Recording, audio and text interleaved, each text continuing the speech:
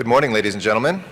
Welcome to the Los Angeles City Council, regularly scheduled meeting for July 5th, 2006.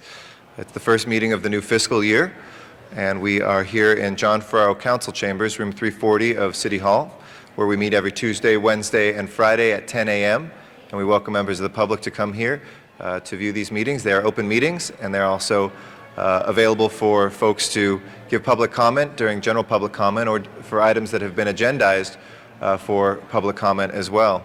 We are broadcast live on Channel 35, LA City View, and rebroadcast in the evening as well. And we are also webcast through our city's homepage at lacity.org, which we commend to you for a wealth of information about the City Council and the government of the City of Los Angeles and all of the workings of therein. We are also available through Council Phone, which is at 213-621-CITY. We will begin the meeting as soon as there is a quorum.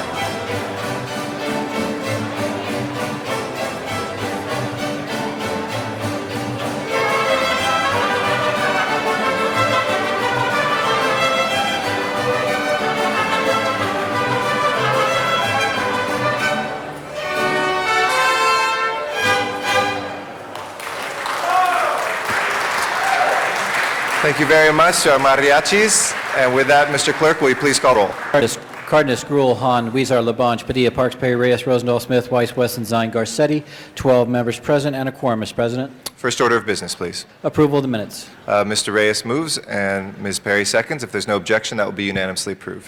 Next item. Commendatory resolutions for approval. Mr. Rosendahl moves and Mr. Zine seconds. If there's no objection, those two will be unanimously approved. Mr. President, do you wish to take public comment at this time? No, first, if we may do the salute to the flag as is customary. If I could ask the youngest council member ever elected in the city of Los Angeles history, Roz Wyman, is here with us. Would you lead us in the Pledge of Allegiance? If you can just, wherever you like, right here, if you just come to the podium and lead us in the pledge. If I could ask everybody in council chambers to please rise for the Pledge of Allegiance.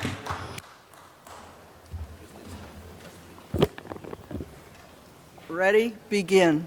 I pledge allegiance to the flag of the United States of America and to the republic for which it stands, one nation, under God, indivisible, with liberty and justice for all. Thank you very much, Councilwoman, and we'll be hearing from her in just a moment. We will depart from our usual Wednesday custom in order to we have a very special presentation and a dedication that just occurred out in the forecourt that we'd like to recognize here as well in council chambers. With that, I'd like to recognize the council member from the 1st District, Councilmember Ed Reyes, who is responsible for today's festivities. Mr. Reyes.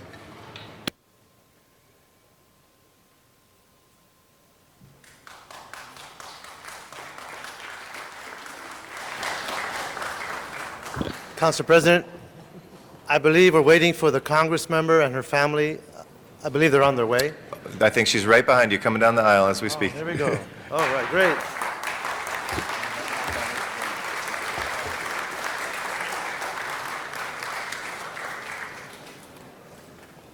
I'd like to invite the Roybal family to join me here at the podium. The whole family. This is a family thing. Yes. Before we present a special cueing of the screening, I'd like to ask Councilman Wyman to share a few words.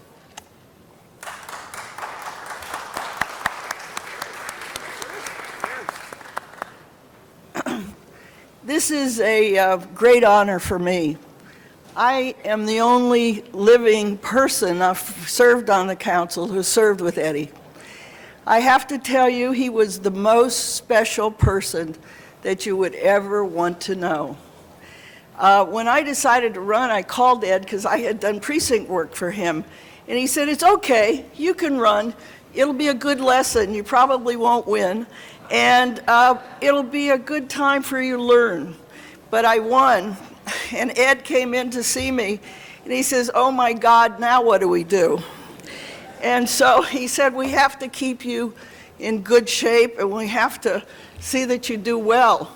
So the first thing happened, the council disappeared.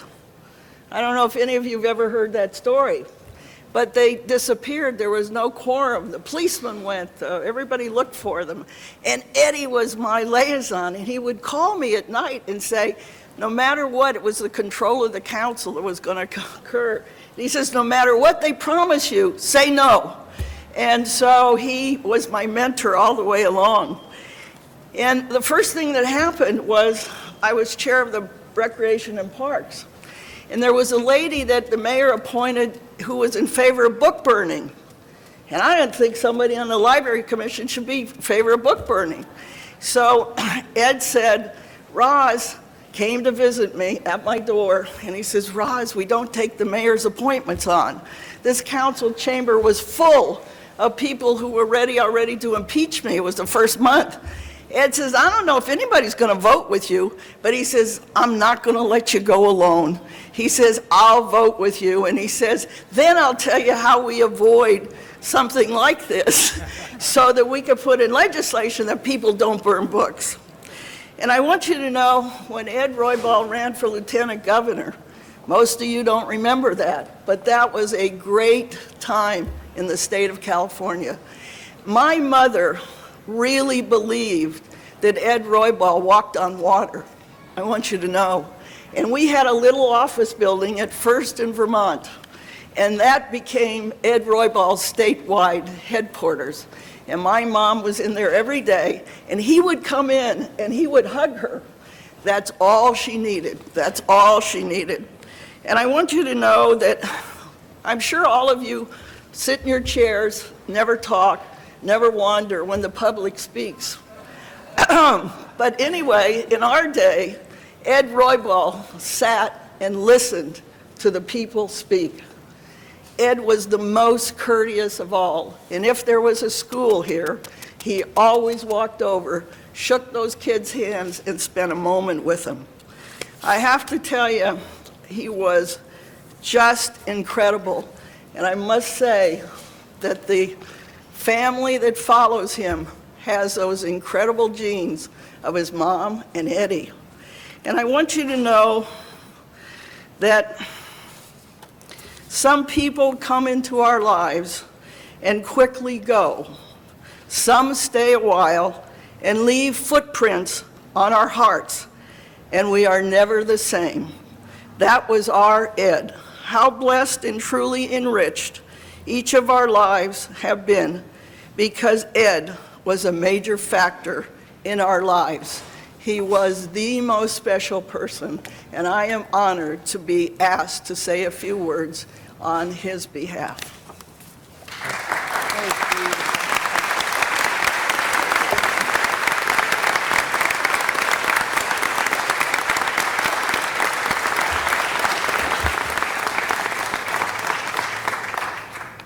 This morning, colleagues, we had the honor of acknowledging and having a ceremony in which we have named the Public Works Boardroom after the Congress member, Edward Roybal.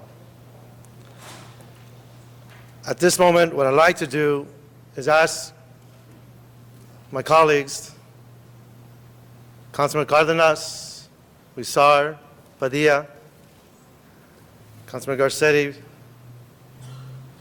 to join me at the podium and ask them to share a few words.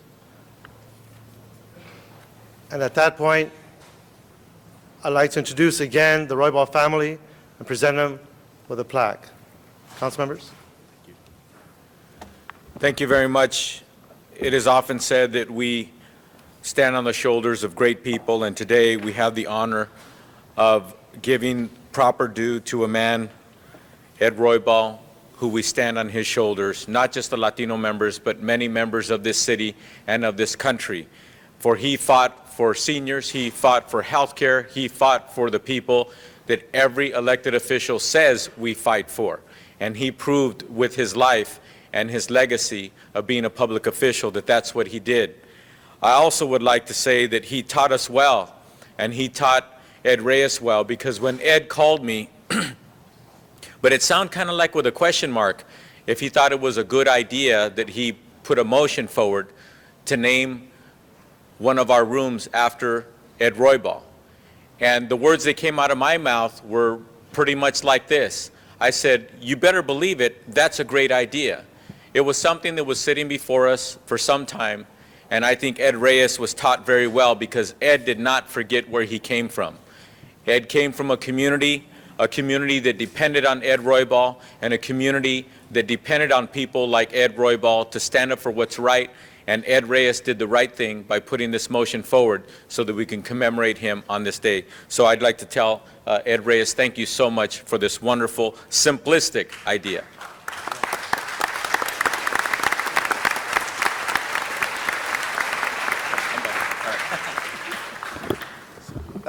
I too want to thank the other Ed, our Ed Reyes, for having the vision of doing this this morning on behalf of this entire City Council. And as Ed Reyes pointed out, every single council member here donated money to make this possible, which shows the unanimity of this council and for the ideals that Ed Roybal put forward in this city. This building is a pretty holy place. People come here, they argue, they yell, they disagree, but they exercise democracy, perhaps the greatest gift that we're given by our Creator. And in many ways, this building enshrines that. The cornerstone of this building has sand from every single county in the state of California and has water from every mission in the state of California as well.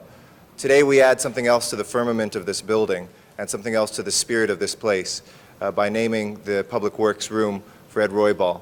But long before we did this, this building lived and breathed the spirit of democracy and the spirit of inclusion that he brought to it so many years ago. So I want to thank the family who carries on that legacy, embodies that legacy, sacrifices for that legacy, and thank this council for having been a big part of today. Thank you.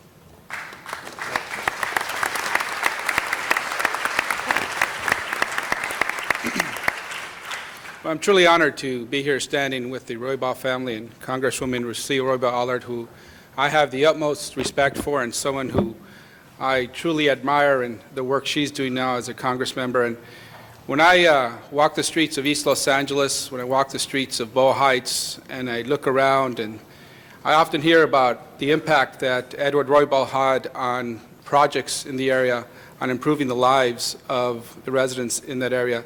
I'm proud now to represent the 14th Council District. Actually, Ed Roybal represented the 9th, I believe, but a large portion at that time included Boa Heights, a very special place that I know the Roybal family holds dear, having grown up in the area. And now as we look back and think about the future and what the city holds before us and the things that we are now able to take for granted was something that Ed Roybal at the time really had to fight to get. Basic city services, lights, sewer lines, things that he delivered for an area that had been long neglected. So I want to thank the Roybal family and certainly thank Ed Reyes for bringing this forward so that we will always remember that aside from all the firsts that Ed Roybal had, he always was there for the people most in need, something that we could all certainly admire and respect. And so on behalf of Boa Heights and the area that I now represent, I'm looking forward to continuing to see the legacy Ed Roybal live on forever, not only in these council chambers in the room, but certainly for all the things he's done for Boa Heights. Thank you, Congresswoman. Thank you, Roybal family.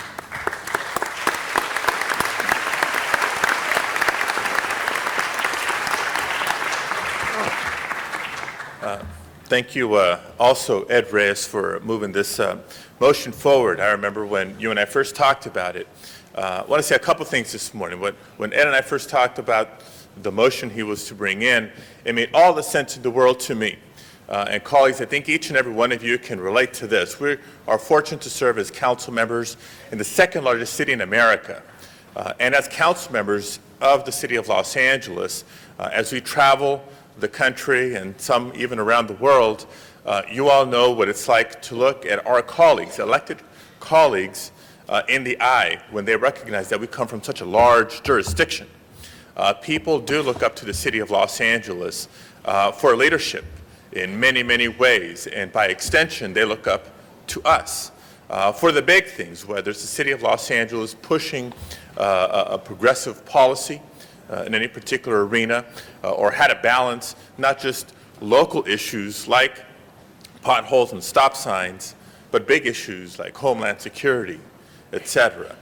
But what room or what marker to best symbolize and rename after Ed Roybal?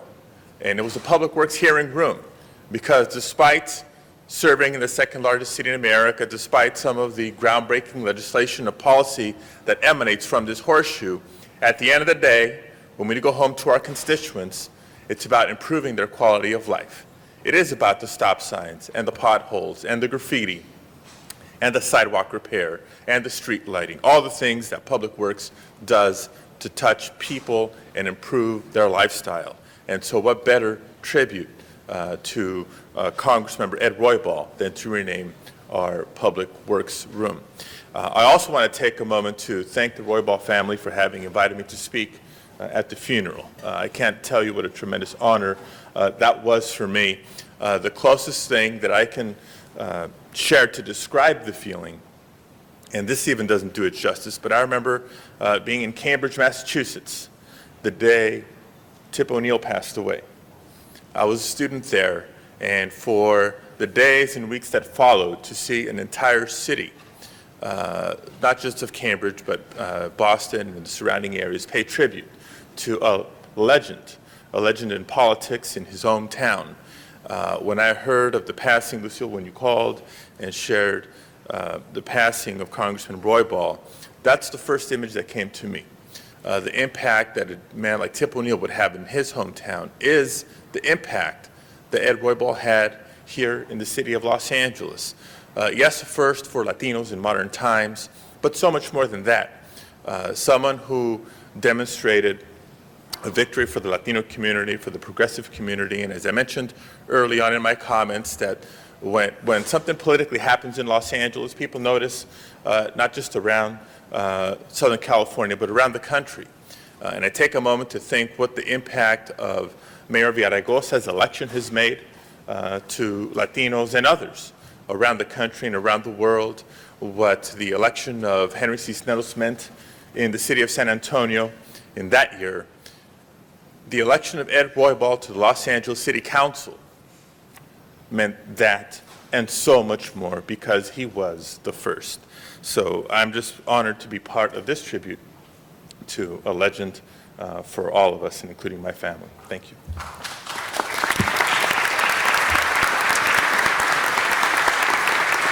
Mr. Reyes, we have some of our other colleagues that would like to make brief remarks. Please. Ms. Perry, Ms. Hahn, followed by Mr. LaBonge. Thank you very much, Madam Chair. I wanted to say thank you for the gift of your grandfather, Lisa, and to Congresswoman and her family, sister and brother, and to all of you. I did have the great privilege of sitting with him one night for an early dinner, and I just wanted to get just some teaching from him, some lesson, and what he said was that when you and your sister were small, he took you and your sister and your mother and walked door to door in the 9th Council District, knocking on doors, asking for people to vote for him and asking them in a way that honored them and considered their vote, to have their vote, a privilege. And he said his inspiration, the people who came before him, people like Kenneth Hahn, people like that, and he served as an inspiration to Gilbert Lindsay. But the message for me is that people who have values and value and honor their neighbors, their friends, and their community, it basically doesn't matter what their ethnicity is or what color they are, as long as they have the hearts of the people in mind and their concerns and their issues, and they are willing to work hard and humble themselves to serve. And that's a lesson that I will never forget. Thank you. Thank you, Ms. Perry. Ms. Hahn. Thank you, Madam President. Well, first of all, to my colleague Ed Reyes, what a great idea. What a great idea to name our Public Works Room in honor of Ed Roybal. And to the family, it was very similar to my growing up, I'm sure, Lucille. My dad, Kenny Hahn, served with Ed here in the City Council for a few years until he went on to become a county supervisor. But I'm sure when your dad was home, I'm sure family dinners were a lot like our family dinners, and we talked about the city, and we talked about politics, and we talked about public service, and we talked about really how to make things better for people and how to bend government so it worked for the people. And that's how I saw Ed Roybal's career, how I saw my dad's career, and certainly how I see Congresswoman, your career. And I just wanted to say what a great idea this is. I think for generations to come, people who go inside our Public Works hearing room will know about the great works, the great public works of Ed Roybal. Congratulations. Thank you, Ms. Hahn. Ms. Gruhl. Thank you, Madam President. I'm so pleased to stand along with my colleagues to acknowledge the many decades of service by Edward Roybal. I've had the pleasure of getting to know his daughter and grandchildren and receive their kind of support and acknowledgement of how important it is, as Ms. Hahn mentioned, in public service. I think when I try to describe what people say about Ed Roybal, it was not only dignity, humanity, class, and someone who was committed and dedicated to the residents of this city. And his life touched many other lives. And there will be people who may not know exactly who Ed Roybal was, but they will know what he did and what he accomplished in his life and his legacy that he is leaving here in the city of Los Angeles. And I was working for Tom Bradley, and I remember when we were opening up the first child care center in the city of Los Angeles for our employees, and it was made possible by Congressman Roybal's efforts in the Congress and getting funds available to set up a number of child care centers across the city. And I remember we were standing out there waiting for the congressman to come, and Tom Bradley was telling me about how important the congressman had been in his life and a role model that he had been. And there was no press there for this event. And he called our press person and said, I don't care where you go, you get the press here. This is an important event for me and for Ed Roybal. And Ed Roybal was there speaking up for people, whether there was press there or not, whether there was an individual who he could see direct benefit, but he stood for all of us, and it made possible not only for the four gentlemen you see standing there, but I think the rest of us on the City Council made it possible. And so I thank him for his leadership and thank him for his legacy, and most importantly for sharing his family with us and giving you the kinds of values that he embodied. And only hope that my son, and as Janice and her children, have the same, I think, feeling about their parents or grandparents who led them on this path. And we are just very grateful that we were touched by his life. Thank you, and congratulations. Thank you, Ms. Gruhl. Mr. Labange? Thank you, Madam President. To the Roybal family, what a wonderful day it is. And Mr. Reyes, thank you so much for the thought and putting this together, which is so special. Like a great book with many chapters, like a great Hollywood classic, this man, Ed Roybal, is being honored here today. It should be honored again and again and again for what he has done, for what he has stood for. With Roz Wyman speaking in the Heritage, I look back at 32-year-old Eric Garcetti. I think maybe one day you'll be on a bench here talking about somebody and talking about this era, because it's really amazing that here's a connection to the past with Roz Wyman, who served with your father and your grandfather and served well and spoke of all those very, very important values that one must have.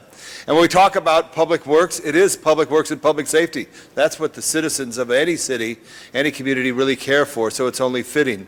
I just want to congratulate each and every one of you and know that someone someday will read the plaque that sits there, and then we'll find out more about Ed Roybal, and they'll find out how he stood for seniors. And I think, Alex, as you mentioned, and I know the others mentioned this too, the fights that he had taken place. I remember when I first started with the city 31 years ago, there was a parking lot at Temple and Alameda, and I parked my car there. And now there's a great veterans hospital because Ed Roybal there, and a clinic for those who need help there. And that was a big fight. I remember that fight that was there. And I also remember, too, which is so important, as time goes on, that right things happen. You know, in the fields of things grow, trees grow taller. Ed Roybal grows taller on this day, because I remember that great celebration of his life where so many very special people spoke at the cathedral. And then the procession here with the stop with the fire department right here with the cross flags right here at City Hall that morning. What a wonderful chapter. And now again, it's so strong that shows that Ed Roybal really was a truly tremendous individual and has a great family. And I'm just honored to be a member of the city family that he was some part of, and to salute a great congressional member in his daughter, Lucille Roybal Allard. Thank you, Madam President. Thank you. Mr. Zine. Thank you, Madam President. I did not have the honor or privilege to meet Ed Roybal. I knew about him, my parents spoke about him, and he was a man of the people. It didn't matter if you were Latino, African American, Middle Eastern, he was there for the people. And I remember the services at the cathedral, as Tom Labange just mentioned, and Judge Pragerson and his comments about Ed Roybal and the impact he had on people. Ed Reyes, and the colleagues that we have here working for the people. But someone lays the foundation. Ed Roybal laid that foundation for the people, for us to follow in his shoes so we can serve the people. And to the family members, this tribute is appropriate. This tribute continues because of his legacy, what he's done for the people of Los Angeles. So his name will always remain. The facilities that we have that were established under his administration when he was a member of this body, when he was a member of Congress, to help the people. But what I remember most about Ed Roybal, the comments that I have heard, is that he's always there for the people. People in need, he's always there for, and continues to remain in their minds and their hearts. God bless you all, and it's a congratulations to the family for the wonderful work that your dad, your granddad did, the family members. And I remember we had dinner one night at some event. We kept on talking about getting together and talking about more issues. So blessings to all of you. Congratulations. And Ed, good work again. Thank you. Councilmember Parks, followed by Councilmember Rosendahl. Thank you, Madam President. I also want to rise and say thank you for sharing your father, grandfather, and with this city. And one of the things I'll never forget is the funeral. And we all get hung up in our own communities about different issues. But at the funeral, a comment was made that he would, as a city resident and someone born in the city, could not swim in an LA City swimming pool until the day before they changed the water. I've used that several times in discussing different issues in my community, in the sense of talking about real change occurred in Los Angeles, and we don't have to look to Selma and other places, but there was some real discrimination in the city of Los Angeles. That was a remarkable statement to me that says the city of LA condoned that kind of activity. He then gets a chance to be a city councilman that then changes that kind of belief system. Also, CD9 and is certainly represented, well, several things.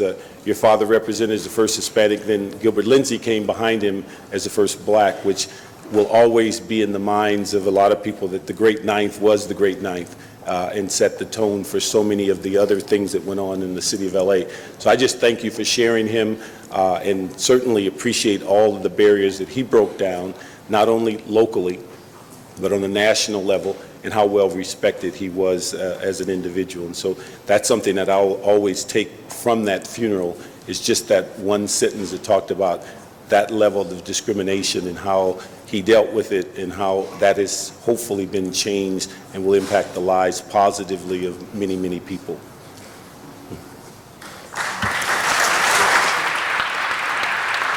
Thank you. Mr. Rosendahl.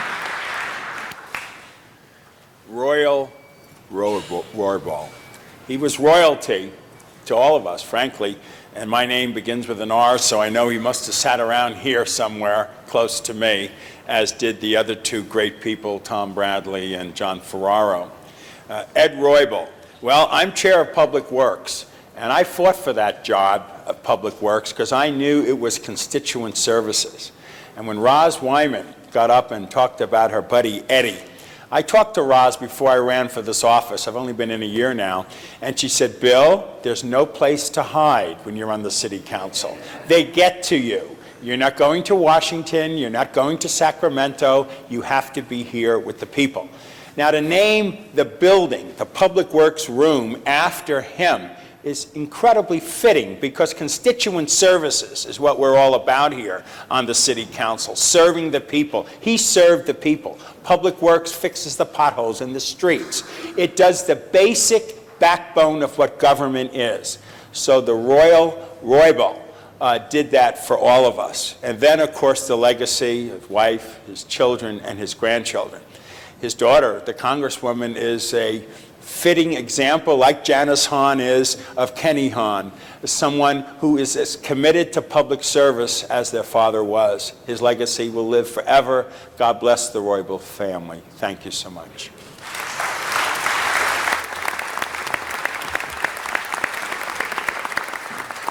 I believe we have the video queued up. Is that correct?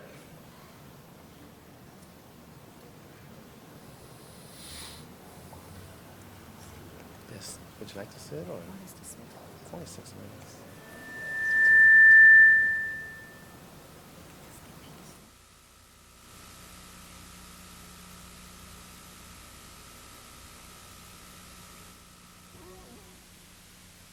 It really started when he was a little boy. Right there in Boyle Heights, a Latino community, Mexicans were not allowed to swim in the swimming pool, except on a Sunday evening because they were going to disinfect the pool the next day. And my father was just a young boy, and he boycotted with a friend of his and then walked from Boyle Heights all the way to City Hall to protest the fact that Mexicans were not allowed to swim at Evergreen. And that policy was changed. My father and my mother were the center of our life, and they are the ones that modeled for us the importance of family, importance of community. My father's influence really was indirect in that he modeled for me and our family the importance of public service. And as a result, myself, my sister, and my brother, we have all gone into some kind of public service. The congressman was a fighter from the very beginning of his career, always in the community. He first ran for city council in 1947, and he lost. And then, lo and behold, the great project called voter registration hit Boyle Heights. When my father got elected to the Los Angeles City Council in 1949, there was a lot of discrimination and racism. And when he was inaugurated, and it was his first meeting at the City Council, he was introduced. And they introduced him as the Mexican councilman who speaks Mexican. And my father had had a prepared speech, and he put down the speech and responded to that comment, and made it very, very clear that he was an American of Mexican descent and that he was proud of it. He came of political age when being a Latino was not the popular thing to be when he ran for county supervisor in the late 1950s. And he went to bed thinking that he had won the election, and then the next morning they mysteriously discovered, like 30,000 ballots or something like that, and he wasn't elected. He experienced discrimination firsthand. No fue fácil, sufrimos mucho, muchos desprecios, pero siempre nos acordábamos que si nosotros podíamos abrir la puerta, como se dice, para que otros hispanos siguieran. What makes Ed Roybal a giant is that he took on issues not just that were Latino. Back in the early 80s, when people didn't know what AIDS or HIV was, he was truly the first congressperson in the nation to fight to get funding for AIDS research. He did the same thing when it came to Alzheimer's. I think that Roybal would be very proud of the National Institute on Aging. That would be one of the things that he really fought for, establishing a research center. I believe that my father focused his career, even before he was in politics, on health, was because his mother died at a very young age and was unable to get health care because they couldn't afford it. My father is also known for the fact that he is the one who invested in the Centers for Disease Control. And he put a lot of time and a lot of, appropriated a lot of money into that. One of the heads of CDC when we were down there said that if it hadn't been for the help and the support of Ed Roybal, they would not have been able to eradicate polio in this country. He was the founder of the Congressional Hispanic Caucus Institute, which he started the Institute because when he went to Washington, he saw that there were not only no Latinos working in Washington, but he also saw that young Latinos were not in Washington as interns and fellows. And he wanted to be able to create an avenue for them to influence public policy in their adult life. Que hay hombres y mujeres competentes en nuestras familias y que estamos listos a todo momento para representar no solamente al hispano, sino que representar a todo votante en los Estados Unidos. It's clear from his history It is public service, the epitome of Edward R. Roybal. That was him. Anything about his background, what he did, the struggles, all the fights, everything that he did was public service. In 1999, the Naleo Educational Fund Board of Directors established a seat on the board for somebody from the Roybal family. And we have been honored to have, in service of the Naleo Educational Fund, Congresswoman Lucille Roybal Allard, who has continued the path of her father, and she herself is a pioneer, which is why Naleo is so honored to recognize her with the Edward R. Roybal Award for Outstanding Public Service. He was a critical actor in the foundation of Naleo. First of all, by his position of being the only Latino congressman in California during that time. Mr. Roybal believed deeply that we are, as Latinos, an important element of American society, that we are the future of this country, and we need to participate. We need to participate as citizens, as voters, as elected and appointed officials, and that we needed an organization that was going to make sure that that happened, that there was a political empowerment of our community, and that has been Naleo's work, and that is Mr. Roybal's legacy. We are at the vanguard of making sure that the public is able to participate in American politics, not just Latinos, but we're a voice to make sure that our elections are accessible, that people are able to run for office and participate fully in our American political society. Hay todavía más que hacer principalmente para la educación de los nuestros, de nuestros hijos. Tenemos que ir al frente, hacer todo lo posible por no tener que caminar 3 pasos atrás, sino que 3 pasos a frente.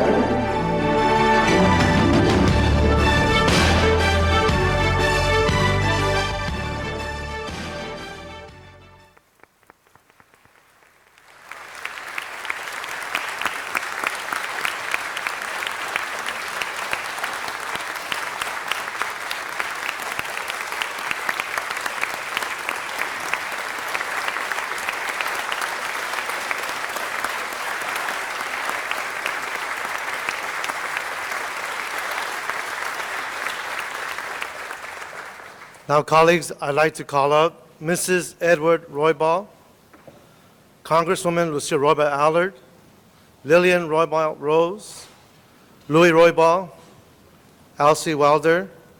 Before I present this plaque, I'd like to offer our Congressmember a few words, please.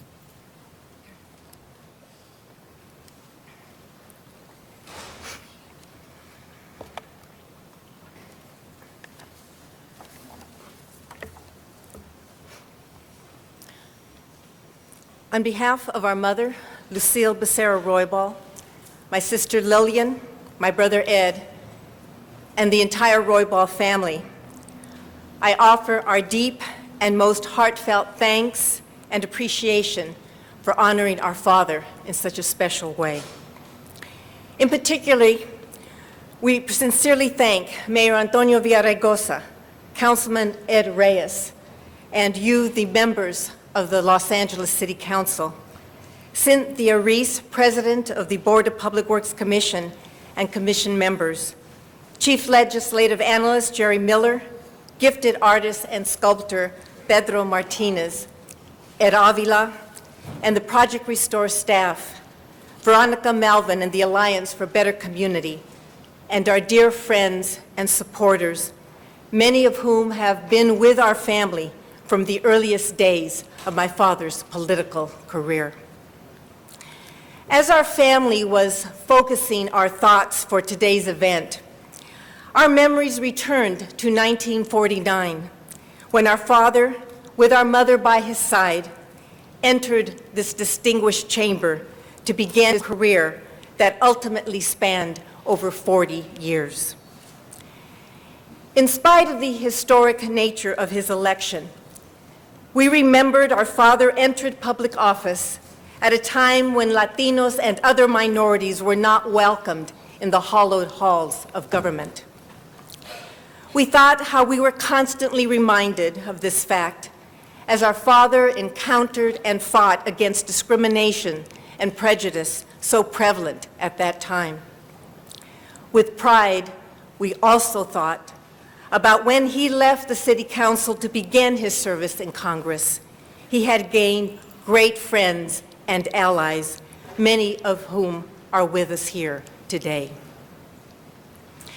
When our father departed for Washington, D.C., after 13 years of service on the City Council, a disappointment of his was that the LA City Council of 1962 failed to reflect the diversity of our great city.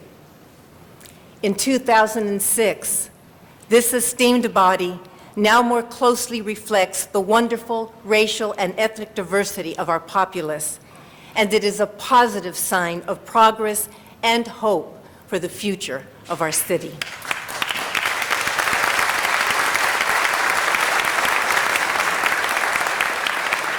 Our father would be gratified to know that this more representative body of Los Angeles approved the naming of the Board of Public Works session room in his honor.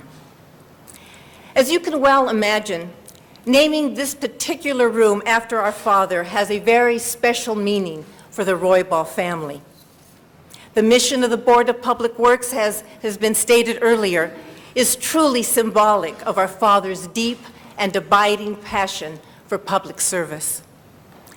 As a member of the City Council, his vision for public service ranged from meeting the local immediate concerns of his district to addressing the broadest issues that impacted the city of Los Angeles. In the late 50s, for example, when Howard Hughes offered the city of Los Angeles land and plans for a huge regional international airport known today as LAX, many members of the City Council then thought the idea was too grandiose and far beyond the future needs of Los Angeles. Our father, who had a vision and an understanding of the future growth and importance of our city, fought in favor of accepting the entire plan and donation of land. I am certain that those of us who use LAX today would agree. It is unfortunate the council at that time chose to adopt only half of the original proposal. Our mother, who unfortunately is unable to be with us here today, sends her sincere regrets and wanted you to know, as significant as this honor is to our family, it has an even more intense and personal meaning for her. Our mother reminded us that one of our father's first official actions was to rectify the decades of neglect and lack of basic social services suffered by the residents of the 9th District, which she fondly recalled included Boyle Heights, the community where she and my father grew up, fell in love, married, and raised our family. She further reminisced that until she married our father, she lived in a house under the 4th Street Bridge where there were dirt streets and no sidewalks.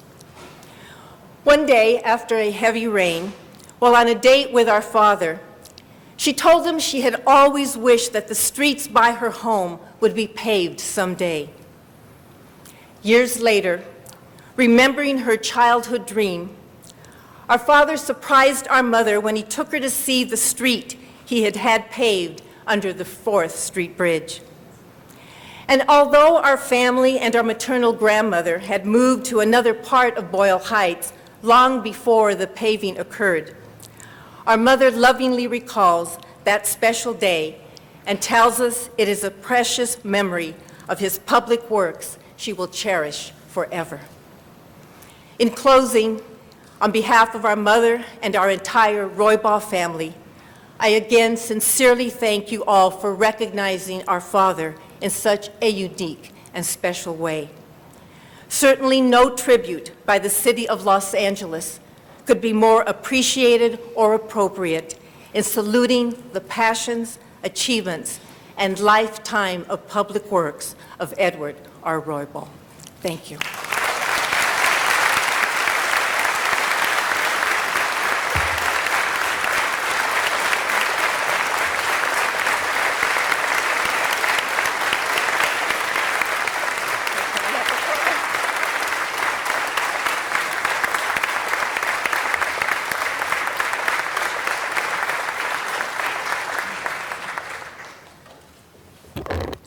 On behalf of the City of Los Angeles, on behalf of the thousands and thousands of beneficiaries of the Congress' hard work, we'd like to award you the family Edward R. Roybal plaque, LA City Councilman, 1949-1962, U.S. Congressman, 1963-1993, a devoted public servant and a man of the people who believed in a government committed to helping underrepresented, the dispossessed, and the forgotten. Dedicated July 5th, 2006, presented by all members of the LA Council, the mayor. Thank you very much. It's an honor and with much love.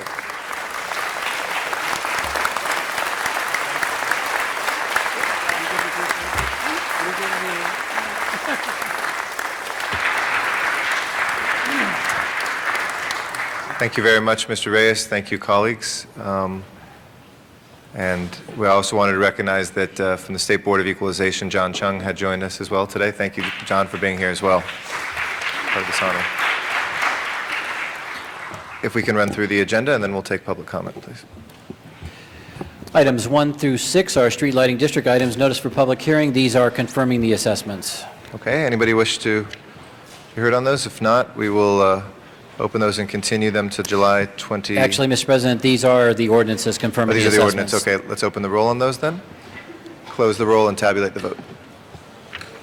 14 ayes. Those are approved. Next items, please. Items 7 through 9 are street lighting district items, notice for public hearing. The recommendation for council action is to continue the hearing and ordinances to July 25th, and the Bureau of Street Lighting has requested that item 9 be received and filed. Okay.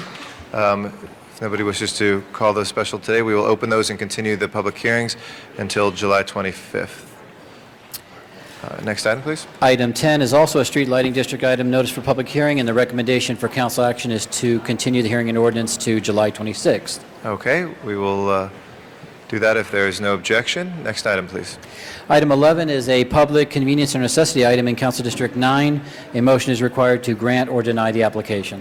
Ms. Perry, on item number 11 requires a motion for the public convenience necessity. I'm sorry, Mr. President, I can't hear you.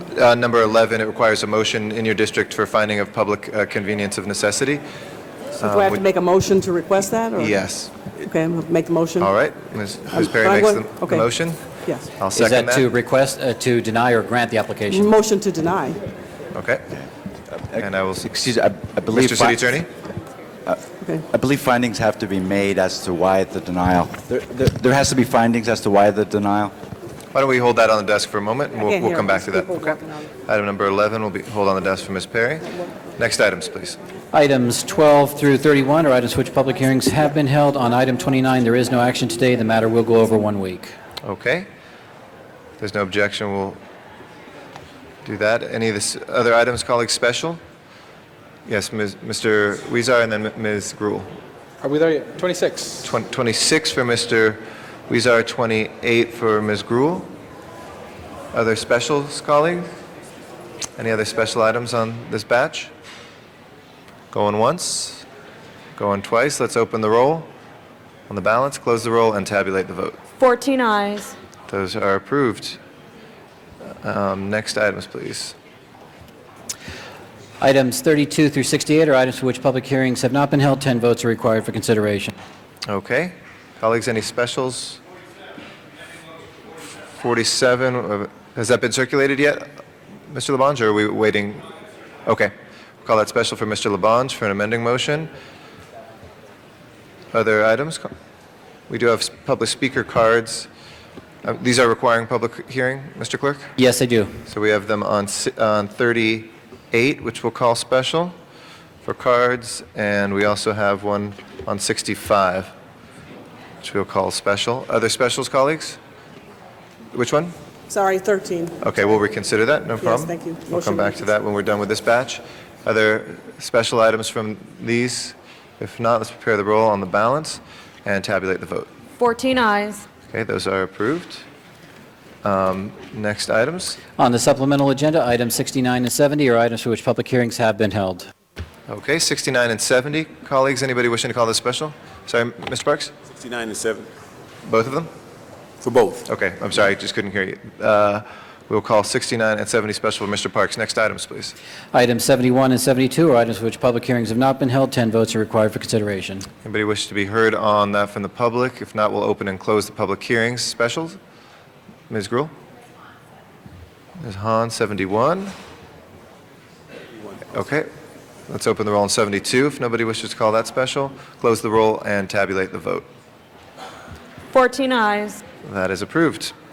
If we can return now to public comment. Put 10 minutes of public comment on our master timer, and each one of the folks who comes to speak will try to get to as many people as possible in that 10-minute period. We have 2 minutes apiece, and Jean Krischer is our first speaker. Jean, to be followed by Noel Weiss. Welcome. Thank you, Mr. Chair, members, Jean Krischer, Friends of the Children. I came here to speak on May 8th, 2002 regarding accountability within the Los Angeles Unified School District. This was concerning a bill that was up, AB 2425, the Inspector General bill.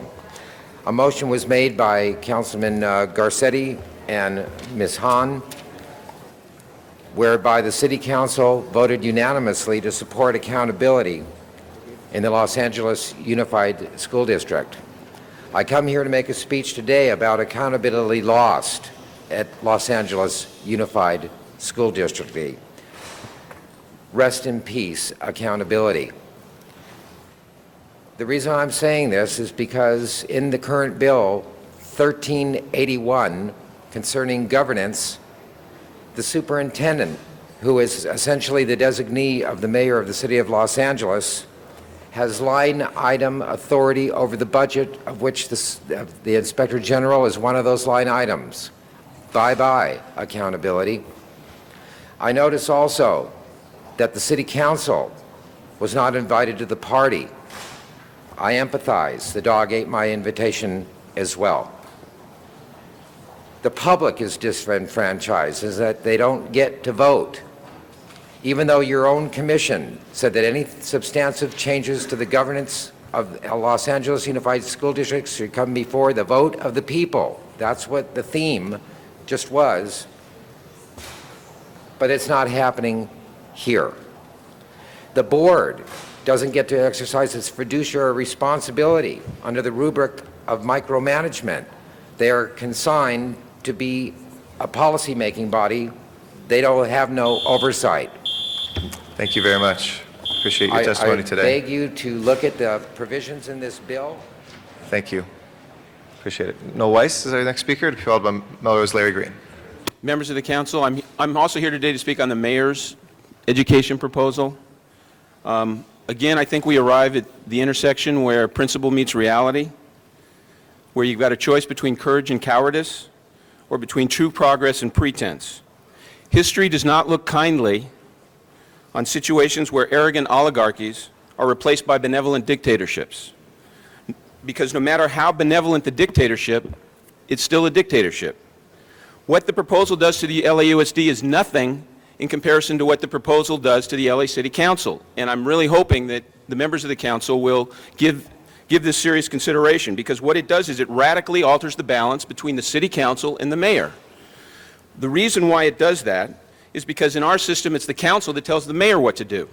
It's not the mayor that tells the council what to do. What we have with this proposal is the state of California reaching out almost by fiat and making a choice between the legislative branch and the executive branch, and they're telling the mayor, choosing the mayor over the city council. There's no reference at all to the city council in this bill. This is now, can it do that? I don't think so.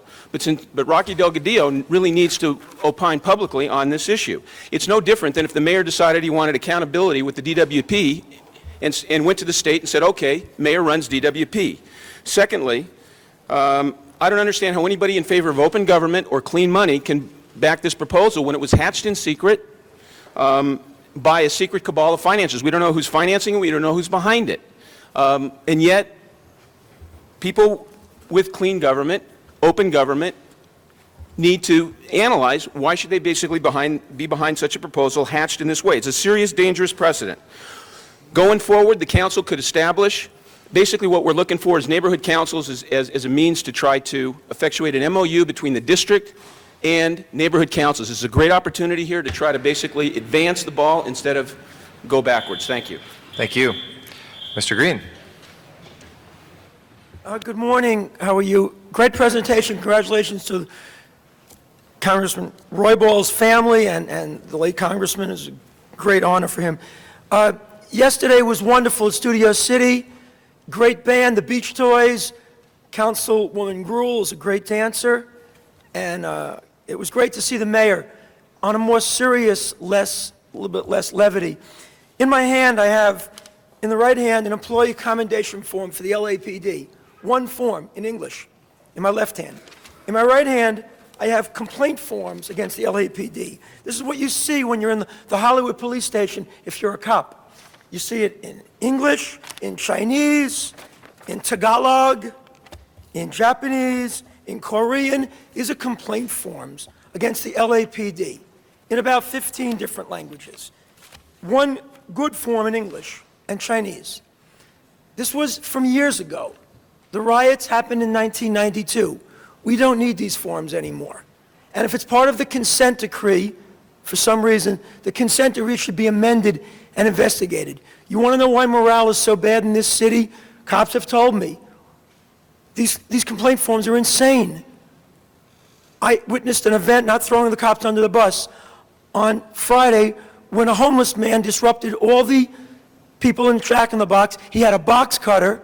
The cops were called. They did not even arrest the man. They did not arrest the man. That wouldn't happen in Bel Air. That wouldn't happen in West LA. And also, Councilman Labange, my councilman, the air conditioning is not working in the Hollywood station. It's very hot.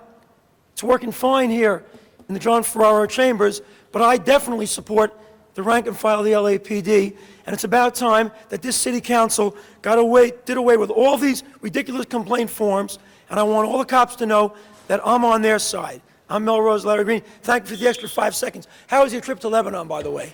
Very good. Thank you Good, for I want to asking. hear about it. Absolutely. Thank you. Thank you. Bill Ring is our next speaker.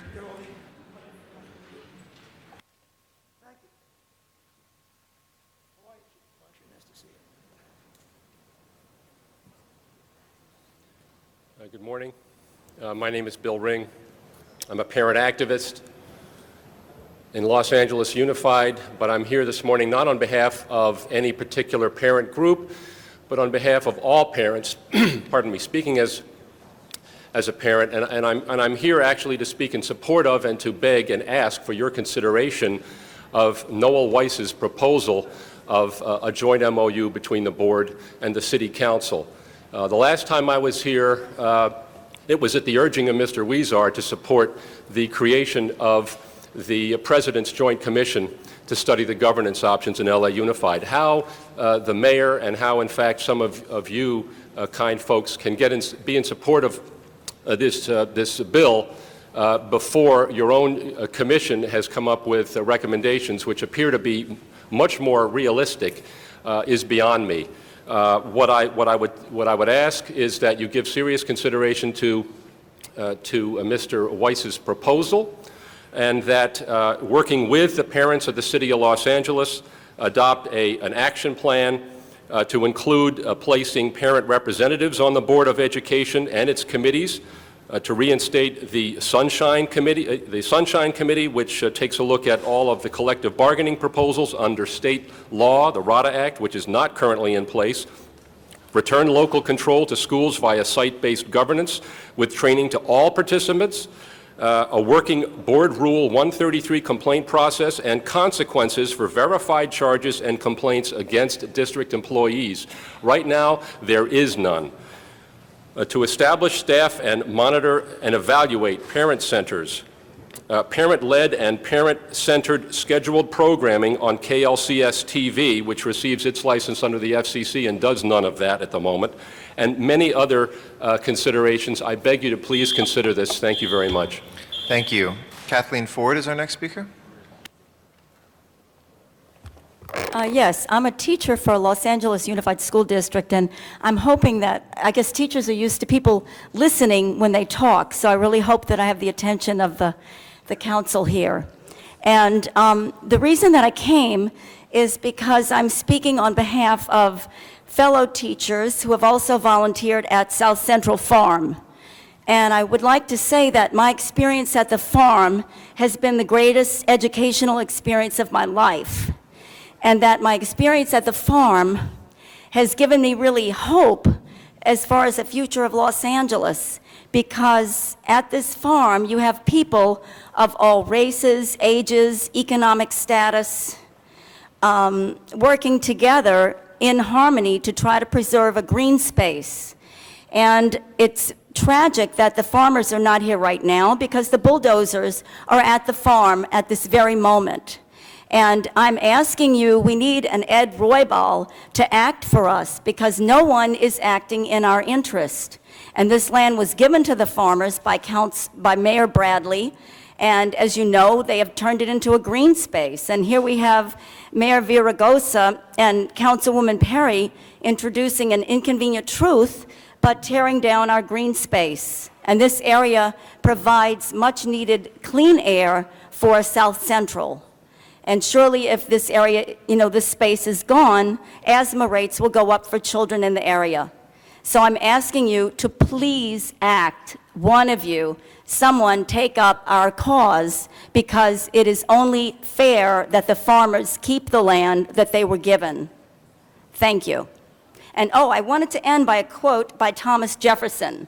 And this is the quote, 1785, to John Jay. Cultivators of the earth are the most valuable citizens. They are the most vigorous. Can I finish Thomas Jefferson? If it's short, you can It's conclude. only 3 or 4 lines. Go ahead. Okay. Cultivators of the earth are the most valuable citizens. They are the most vigorous, the most independent, and the most virtuous. And they are tied to their country and wedded to its liberty and interests by the most lasting bands. Thank so you. please support our farmers. Sylvia Hawkins is our next speaker.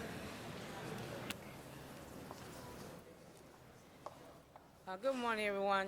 My name is Sylvia Hawkins. This is off the agenda. I believe that we must be very much aware of what is going on in the food courts on Main and First Street. We're asking all people to be aware, public people and council board, of all food that has been tampered with or poisoned and is not good and healthy. We must be aware of how they are being hired, and they are not being hired from the United States of America. These foods and other racist restaurants is now causing all people to be greedy of the kind of food that they are putting out, including organic food that is not healthy. Greedy and greed in giving back to the United States of America, public people, our USA government. My question today is, how long will we try to control people's mind with food control? Thank you very much. My name is Sylvia Hawkins. Thank you. Donna Doherty is our next speaker, and then our final speaker will be Duke Russell. Donna Doherty?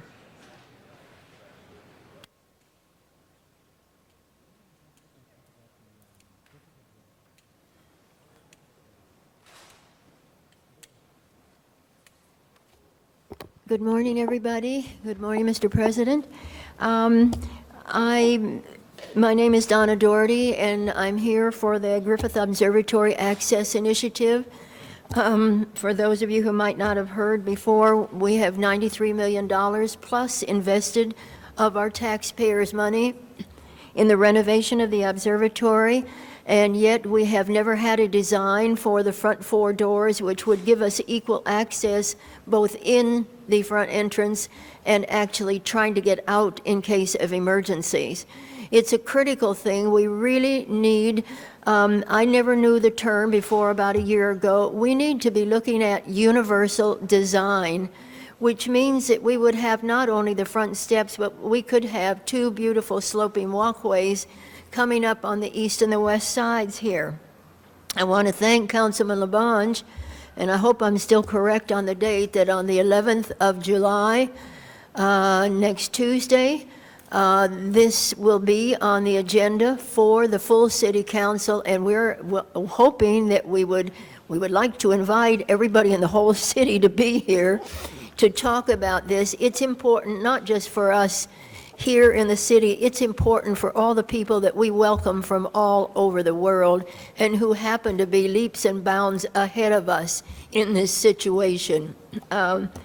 It's my understanding, and I'm not sure, somebody might be able to correct me on this, but as of a few weeks ago, they have suddenly changed the situation. There will be no cars allowed up at the Griffith Observatory for the first year, that everybody will be funneled around through the back side in the one door on the left wing, west wing, and that everybody will be pushed out of the front four doors when they're finished. How do you get big wheelchairs out those front four doors? I thank you very much for your consideration. Thank you Please very help much, us Ms. with Doherty. this. Our last speaker is Duke Russell.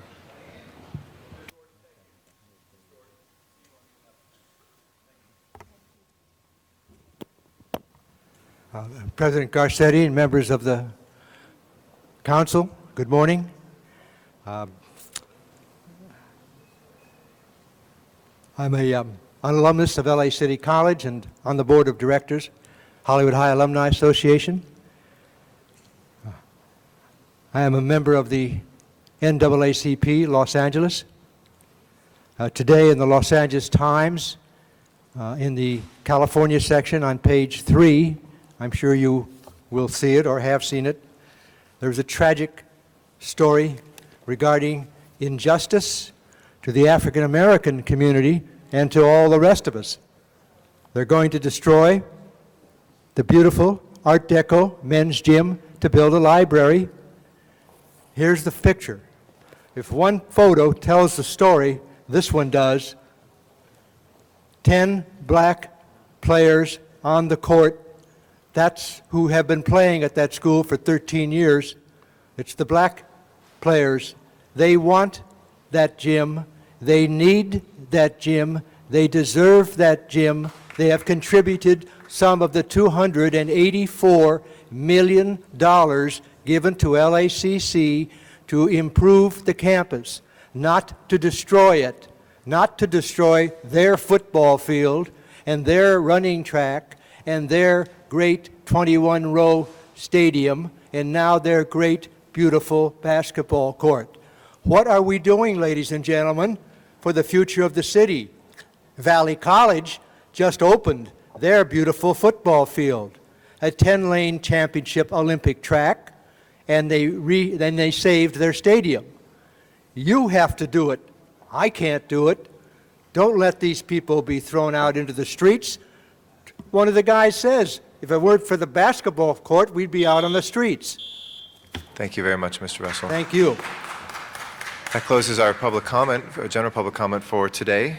If we can reconsider 2 items, we've been asked on 13 and 20 to reconsider those. If we can put those together and open the roll, close the roll and tabulate the vote. 14 ayes. And then let's call those special.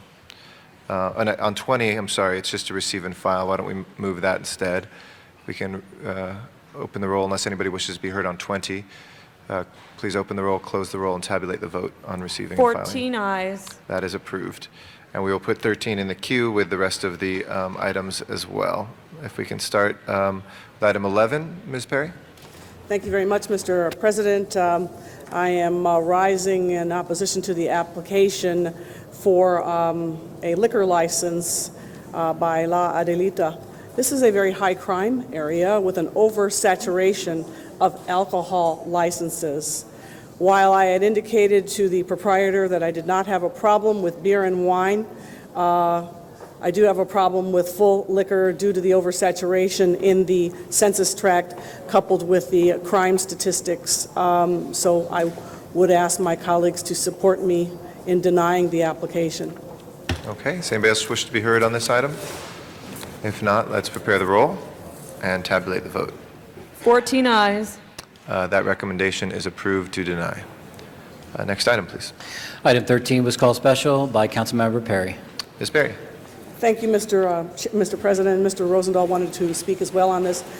This is a significant item in that it appropriates over $1 million from the unappropriated balance to allow LAHSA, the Homeless Services Authority, to prepare and execute contracts for as many emergency homeless shelter beds as possible while we continue to further identify additional money to maintain the city's current shelter bed capacity and hopefully continue to grow.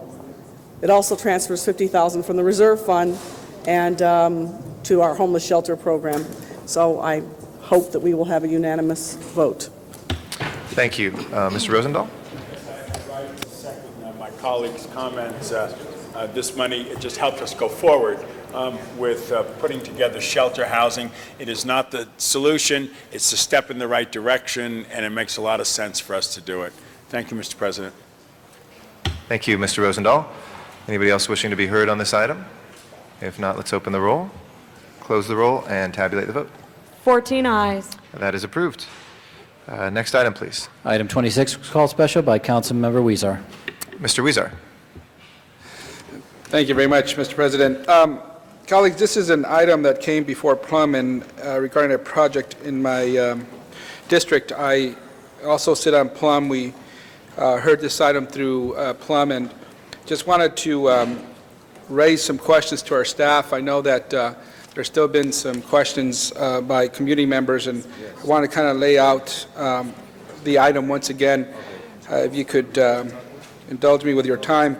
I think that, well, let me first ask if the staff could come up and sit at the table, please, and I can ask some questions about this project. This is for the construction of a 3,500 square foot home on 4274 West Seaview Lane. The East Area Planning Commission reviewed this matter, and I understand that the planning staff originally gave a categorical exemption because of the determination that there was no environmental impact. In fact, I asked, along with some community members, to review this project because it's next to what we call the Woolford House. Has it been registered, the house itself? No, but it has the potential to be registered as a historically significant site. I'm sorry, Councilmember, could you repeat Is the Woolford question? House actually a historically significant site? It has been registered? Okay. And the home would be on the same lot.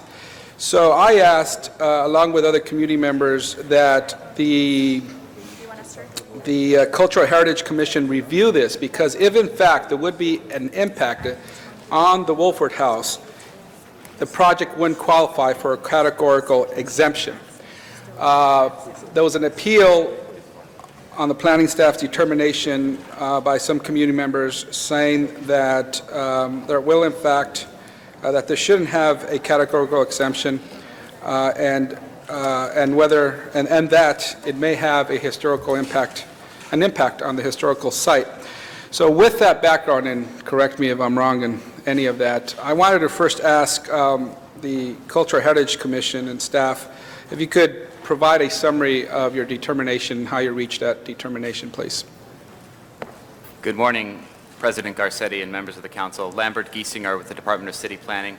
I would also like to state that we have Commissioner Richard Barron with us, one of the Cultural Heritage Commissioners, and he can add to what I'm about to say. At the request of the Council Office and the appellants in this case, the Cultural Heritage Commission did review the proposed new construction adjacent to the Woolford House Historic Monument. And the Commission conducted both a site visit to observe the existing conditions on the site, and the applicant had taped off the location of the new construction. So the commissioners first toured the site, and then at a hearing under their jurisdiction with the ordinance determined that the project was consistent with the Secretary of the Interior standards for rehabilitation, which are the preservation standards that apply to any new construction or changes to an historic monument. In this case, it's only a portion of the new house that is on the site of the historic monument, but the Cultural Heritage Commission took the most conservative viewpoint in reviewing this project in order to look at any impacts of any of the new construction on the adjacent historic house. And so the Commission did vote unanimously to concur that they would not object to the issuance of the building permit for the new construction and that the project is consistent with the Secretary of the Interior standards. And with that, Commissioner Barron may want to add some additional thoughts. Commissioner? Hi, good morning. My name is Richard Barron. I'm an architect. I've been an architect, licensed architect in the state of California for 30 years. I have my own practice, which I've had for the last 17 years. I work extensively in historic restoration projects. I've won several awards, both at the local level and the state level, for historic preservation. I think there are two architects on the commission. I'm one of the two. I'm also a member of the Highland Park Heritage Trust, or Highland Park Preservation Overlay Zone. I helped start the historic zone in the community of Highland Park in Mount Washington. I also live in Northeast Los Angeles. And I'm familiar with the site beyond sort of the commission of viewing the site. As a member of Northeast community, I'm familiar with this site. I'm also familiar with the Wolford House, having been on tours and whatnot, and been part of tours of that particular property. So I have a little bit more knowledge than simply the other commissioners who came to the site one day to look at the site and to see the proposed development. The commission was asked to look at the site and the development of the Wolford, the adjacent property, in respect to whether it would affect in a negative way, have an impact on the historic building. The Wolford House is a very nice, well-mannered, early modern sort of Wrightian building. It's a quite charming property. The proposed development is one of the things that I was concerned about when I was looking at the proposed development when I first knew about this was the view shed that the Wolford House obtains as it looks sort of through a valley within the Mount Washington area. It has a wonderful sort of view shed, and I think part of the historic character of the house is this view shed. And so from my point of view, from being on the commission and knowing a little bit more about the property, I was concerned about how the new development would impact the view shed, and also sort of the massing of the new development, which is sort of the bulk. When we talk about massing, it's an architectural term about the bulk of a building, not necessarily design, but just sort of it as an ice cube or a block. So the commission went to the site. The applicant had outlined, as Lambert has said, had outlined the area where the building was going to be. There was also, in subsequent meetings, there was a model that the architect brought to the commission. We reviewed all of that and felt that the proposed building did not affect the view shed and was not detrimental to the existing historic monument. The site is such that the Wolford House sits higher in elevation than the proposed new structure. So the new structure is larger, but because of the juxtaposition of the slope, the new structure does not overwhelm the Wolford House. And the commission looked at this, and we looked at it seriously, as I think this commission looks at all proposals, and we're unanimous in our decision about allowing for the house to be constructed or not, or voting that the house was not in any way objectionable to the monument, which was our decision to make. Okay, so you found that there would be no impact and didn't object to issuing the building permits, which leads me to the city attorney. Now, in your analysis, city attorney, if you could share with us, is this legally sound, or are we following the law here in terms of issuing a categorical exemption for this project? Well, as a general rule, a categorical exemption that was used here is a legislative determination that, as a general rule, this type of a project will not have a significant effect on the environment. And what's at issue here is whether there is an exception to that. And an exception to that general rule would exist if there is substantial evidence to overrule that. And here's the standard review that a court would look at, whether there is substantial evidence before you, the city council, that notwithstanding the categorical exemption, that there may be a fair argument that could be made that there will be a significant impact. And so it really all depends upon whether the evidence supports a fair argument that there may be an impact to this resource. In this case, my understanding is that there was a lot of the discussion about the view, the fact that the resource is up higher and therefore the view would not be blocked, is this type of evidence that you could consider to support the categorical exemption. Okay. But the bottom line is, what is the evidence it's saying that it's going to be a significant impact, and what is the evidence that's saying that it's not? And if there's evidence to, if there's no evidence to say that there will be a significant impact, then as a general rule, it's legally sound, because it is the job of the people challenging the decision to show to the court that there will be an impact. Now, at the Plum Committee, other architects came up which probably had a different opinion than what we heard here today. Is that changed the legal analysis here, and is this defensible or not? Opinions can count as evidence, but the opinions have to be Hold my based. time, please. The opinions have to be based on some evidence. I don't know what evidence those experts based their opinion on, whether they'd actually viewed the site or had been out presently, physically at the site. Those are all factors that should be considered and that the court would consider. If a person came to a conclusion they had never even seen the building, for instance, then that wouldn't be evidence that a Right. court would use to overturn your determination. Thank you very much, and that's helpful. I know at the Plum Committee, we had asked for some legal advice, and there was some confusion as to what my question was, Right. and secondly, what the response was. So thanks for clearing that up. And, you know, this was a tough decision, council members, because I actually consider myself a preservationist, and in fact, I'm going in my district in Boyle Heights, we're looking to identify potentially historically significant sites to start working with our newly hired planning person who has been hired specifically for that purpose, so that we could preserve some of the sites that we have. And so I actually went out to the site. I met with both parties. I met with the applicant and I met with the appellants right after that, and I wanted to see for myself the evidence before us, the facts before us, and it was a difficult decision for me, even up to the Plum Committee, where I still really hadn't made up my mind about where we're going. But sitting through that, hearing from the Cultural Heritage Commission, which I, along with other community members, asked for that review. It wasn't required, mandatory. It was something that we asked for just to ensure that we were doing the right thing. When they came back and let us know that they didn't see any significant impact, I opted to vote to go forward to deny the appeal and to go forward with a recommendation from our planning staff.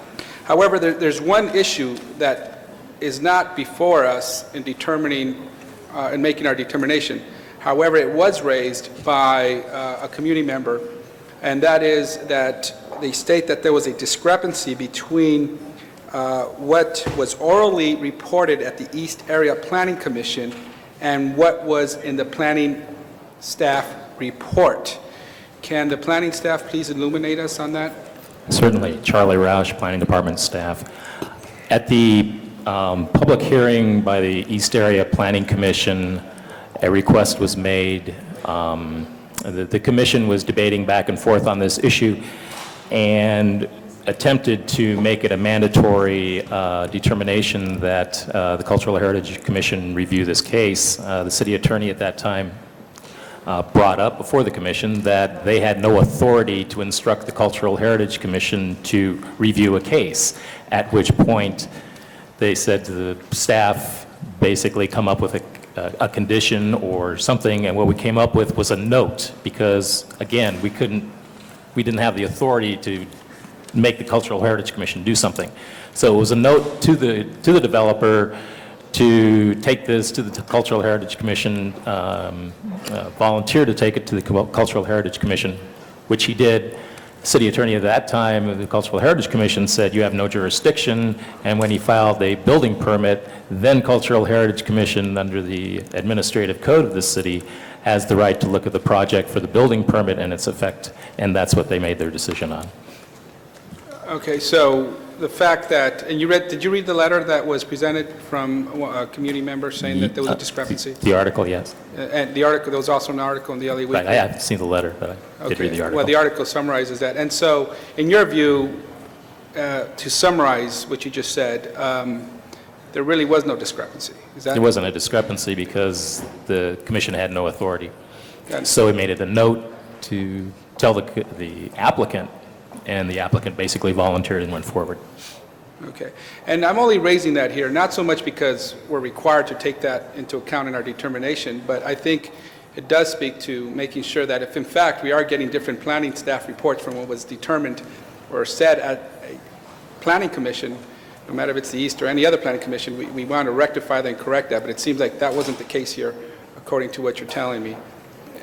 That's true. Commissions would oftentimes give us general language in their actions, and it's up to us to come up with the specifics of it. The condition was brought up at a public comment period a couple of weeks later at the APC, and the commission said, yes, that is what we wanted to do. So they concurred in that determination. Okay, great, thank you. So council members, I reviewed this along with this evidence. In fact, when I read the letter by a community member telling me that there was a discrepancy, we contacted the city clerk's office to see if they had witnessed any discrepancy. They affirmed that in their view there was no discrepancy.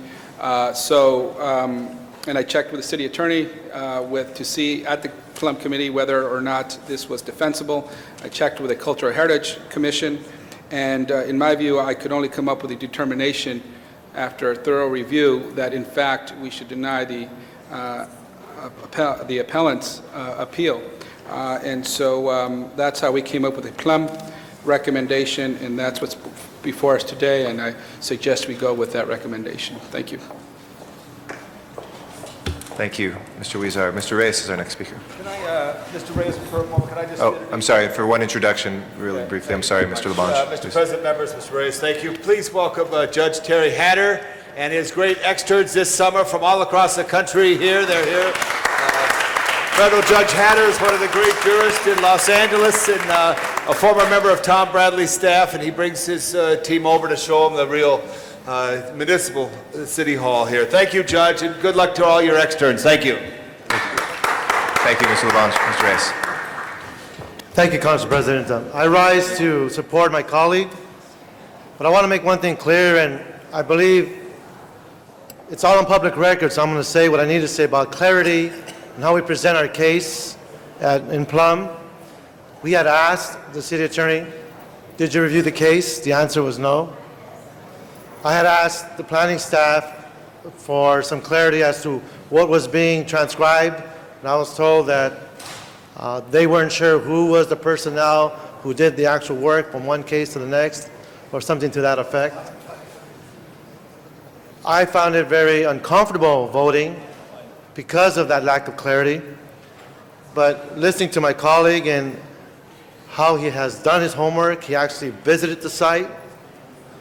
As he has stated, it's a hard decision to come to, but what makes it clear to me is that we're going to have to rethink how we present our legal cases, because we have a trend now where we are talking about CEQA matters on one hand and land use matters on the other, and how we get both on the table so we can understand the impact and ramifications of both areas of the law could only help this committee to avoid the situation that occurred on this matter. But in this case, I'm supporting my colleague, as hesitant as I was, because of the material and the way the case was presented. When I see and understand how much work has been done, that gives me a sense of confidence in following the lead of my colleague, especially if it pertains to their district. So with that, I stand to support my colleague on this particular matter. And I would hope this is an experience where we can perhaps rethink how we present our cases and how we focus on the legal matters when it comes to CEQA and land use. Thank you.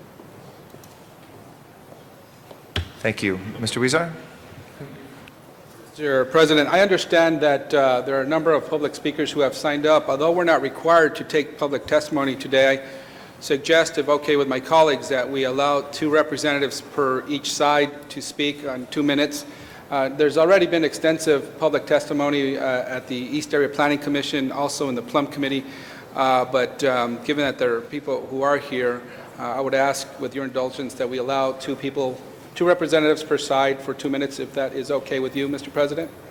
Sure. If there's no objection to that, we'll open a 4-minute public hearing for 2 speakers. Since these folks are all here in support of the appeal, I will leave it to them as to which 2 of those speakers are most appropriate. But if we could have the first of the 2 come forward. And if you'll just state your name, please, before speaking. Thank you. My name is Robin Shear. I live at 4240. Sorry? I better say my spiel. Okay, I'm sorry.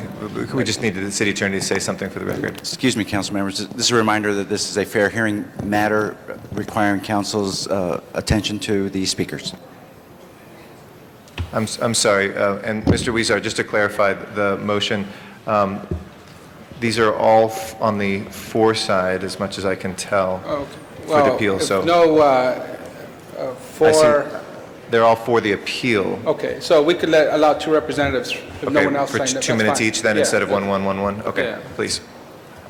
Robin Shear, 4249 Seaview Lane. I believe that this, I'm not sure who the city attorney is today, but she hasn't looked at the file. There is a report that Dr. Lauren Bricker, a renowned architectural historian, prepared.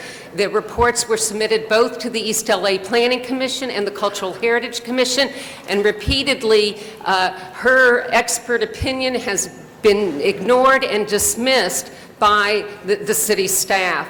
So I want to bring that to your attention because I believe you will change your opinion that you just gave, and I'm happy to share my copy.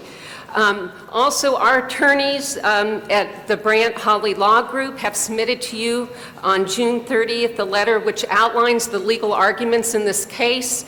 I believe you're not looking at all of the facts. There are 2 conflicting expert opinions, and it is not the city's job to weigh in for or against either of those opinions. The question that's before you is whether or not environmental review is conducted in this case. So hearing Commissioner, with all due respect, Commissioner Barron's testimony is irrelevant in this case because the matter before you is, do you have 2 reports from 2 experts? And I think there's no one here who can raise any question about the credentials of Dr. Bricker, who formerly served as the chair of the State Historical Resources Commission. You know, this case there's been numerous violations of law, and we urge the city to not expose the city to a lawsuit and undermine the validity of the planning approval process at considerable expense to the city, the applicant, and the public. So I would like to make this available to the city attorney. Thank you very much. Next speaker, I'm sorry, sir, your name, please? Peter Lucy, 4259 Seaview Lane, Los Angeles. All right, Mr. Lucy, please proceed. Honorable council members, one of the key issues raised in our appeal was the failure by the city to invoke CEQA review as required by state law and the city CEQA thresholds guidelines.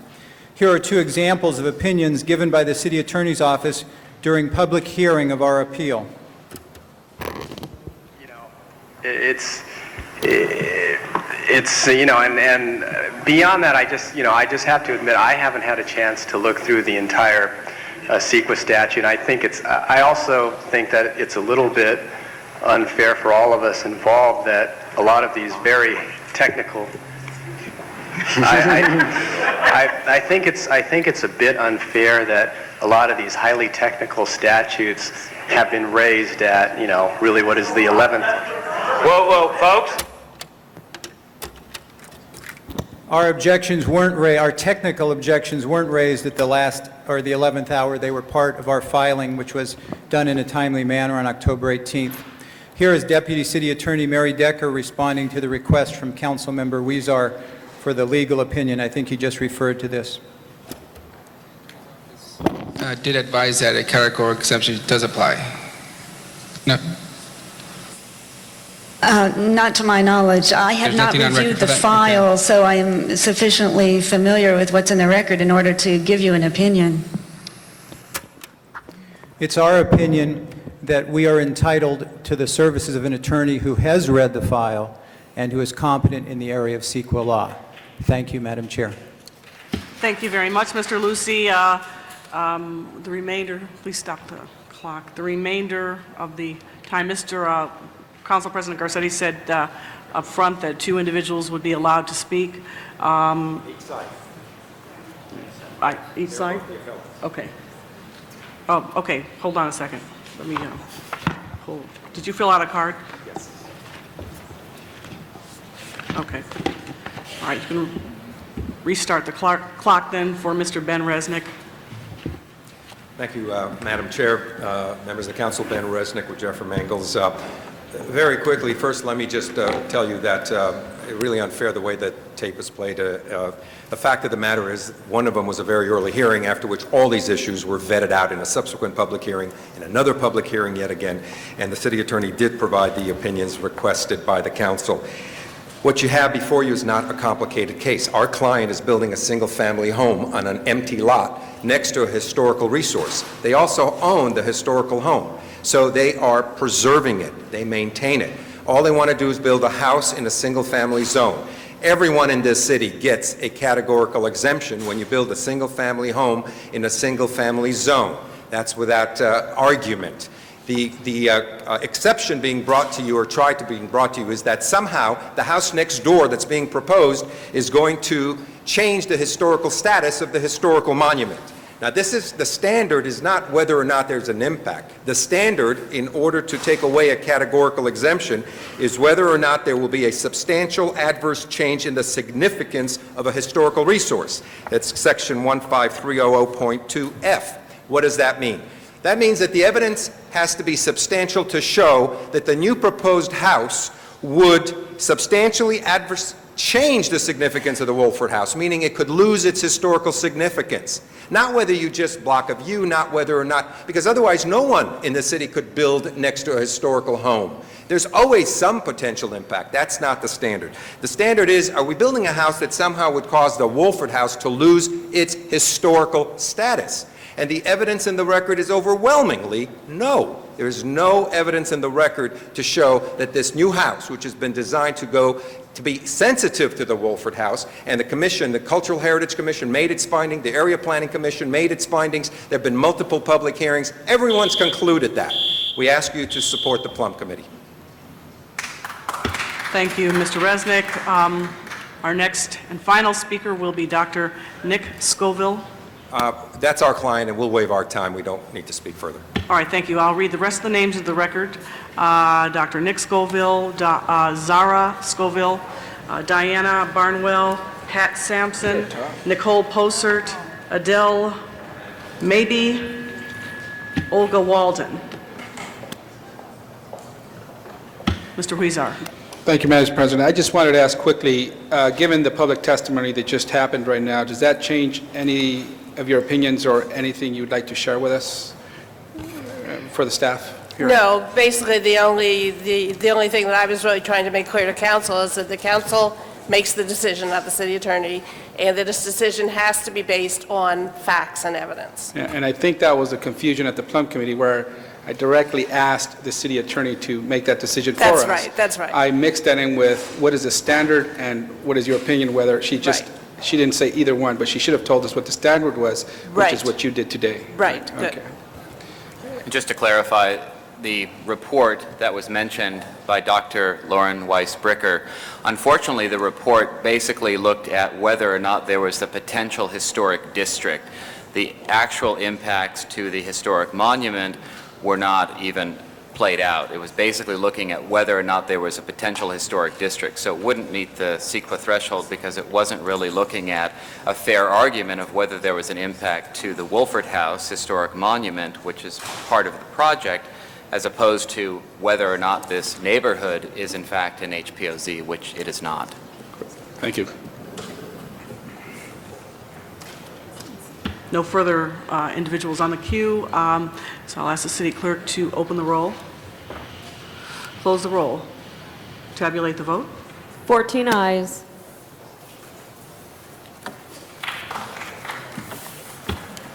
City clerk, next item, please. Item 28 was called special by Councilmember Gruhl. Ms. Gruhl. Thank you. Thank you, Ms. Perry. Colleagues, just wanted to call this special. I know Mr. Rosendahl, Mr. Garcetti were the co-signers on this motion that we put forward. Today, we have this item actually moving forward for the CLA and other affected departments to come back with us to talk about Clean Money campaign and to be able to look at funding mechanisms and going to the voters. The original report had it waiting till next year's budget. I think we all felt very strongly that, in fact, we needed to move forward very quickly and not wait.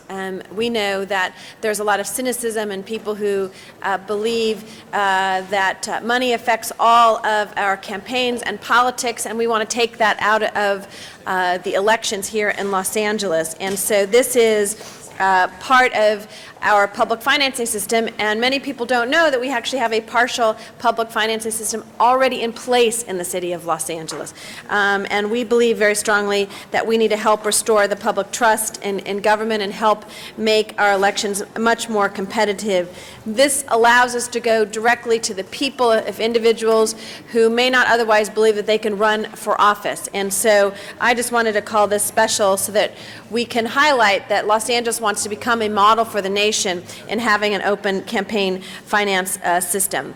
And what worked in Arizona and Maine may not work in Los Angeles, but we can design a system that does work in Los Angeles. And so even in the CLA report, it says that a goal of full public financing is to increase the number and diversity of candidates by providing candidates with sufficient resources to run a viable campaign. And so I stand in support of this very strongly. Mr. Rosendahl, Mr. Garcetti, and I have held hearings throughout. We've had two, one in West LA and one in the San Fernando Valley, and I believe we're going to have one in Mr. Garcetti's district in the near future to talk about this. And so I just ask for an aye vote today on the report. And again, thank you for the leadership of my colleagues on this item as well. Thank you, Ms. Perry. Ms. Perry. Thank you very much, Ms. Gruhl. Mr. Rosendahl? Thank you, Madam President. Indeed, I rise, as Wendy Gruhl has so eloquently stated about this clean money. Could I ask the department to come up for a quick second on this one? Yeah, it's you. That's right. Come on up. I know you're here for another moment or two down the road, but let me just ask you this. As we've been talking about when does this make sense and not make sense and how do we go forward with it, we've held two public hearings so far in the community, both well attended. People are tremendously committed to the idea of taking special interest money out of the political process, which tends to strangulate the issues at every level of government, federal, state, and local. That's why we don't have a lot of the safety net anymore that our people should have, like health care, thanks to the pharmaceutical companies and for the insurance companies and the broadcasters' control of Washington. There's so much special interest on the federal level. We all know about that. But on the local level, there's a tremendous temptation by land developers, because we're land use people here. We make a lot of those decisions, and they're quick to give us money. The lobbyists are quick to jump around the polls, and everybody is hustling everybody. But we, the people who represent the people, the electeds, would like to see the special interest money taken out of the political process. What's your sensing of the timetable now that we've started the kickoff, we've held two public hearings? What ballot do you think makes the most sense at this point?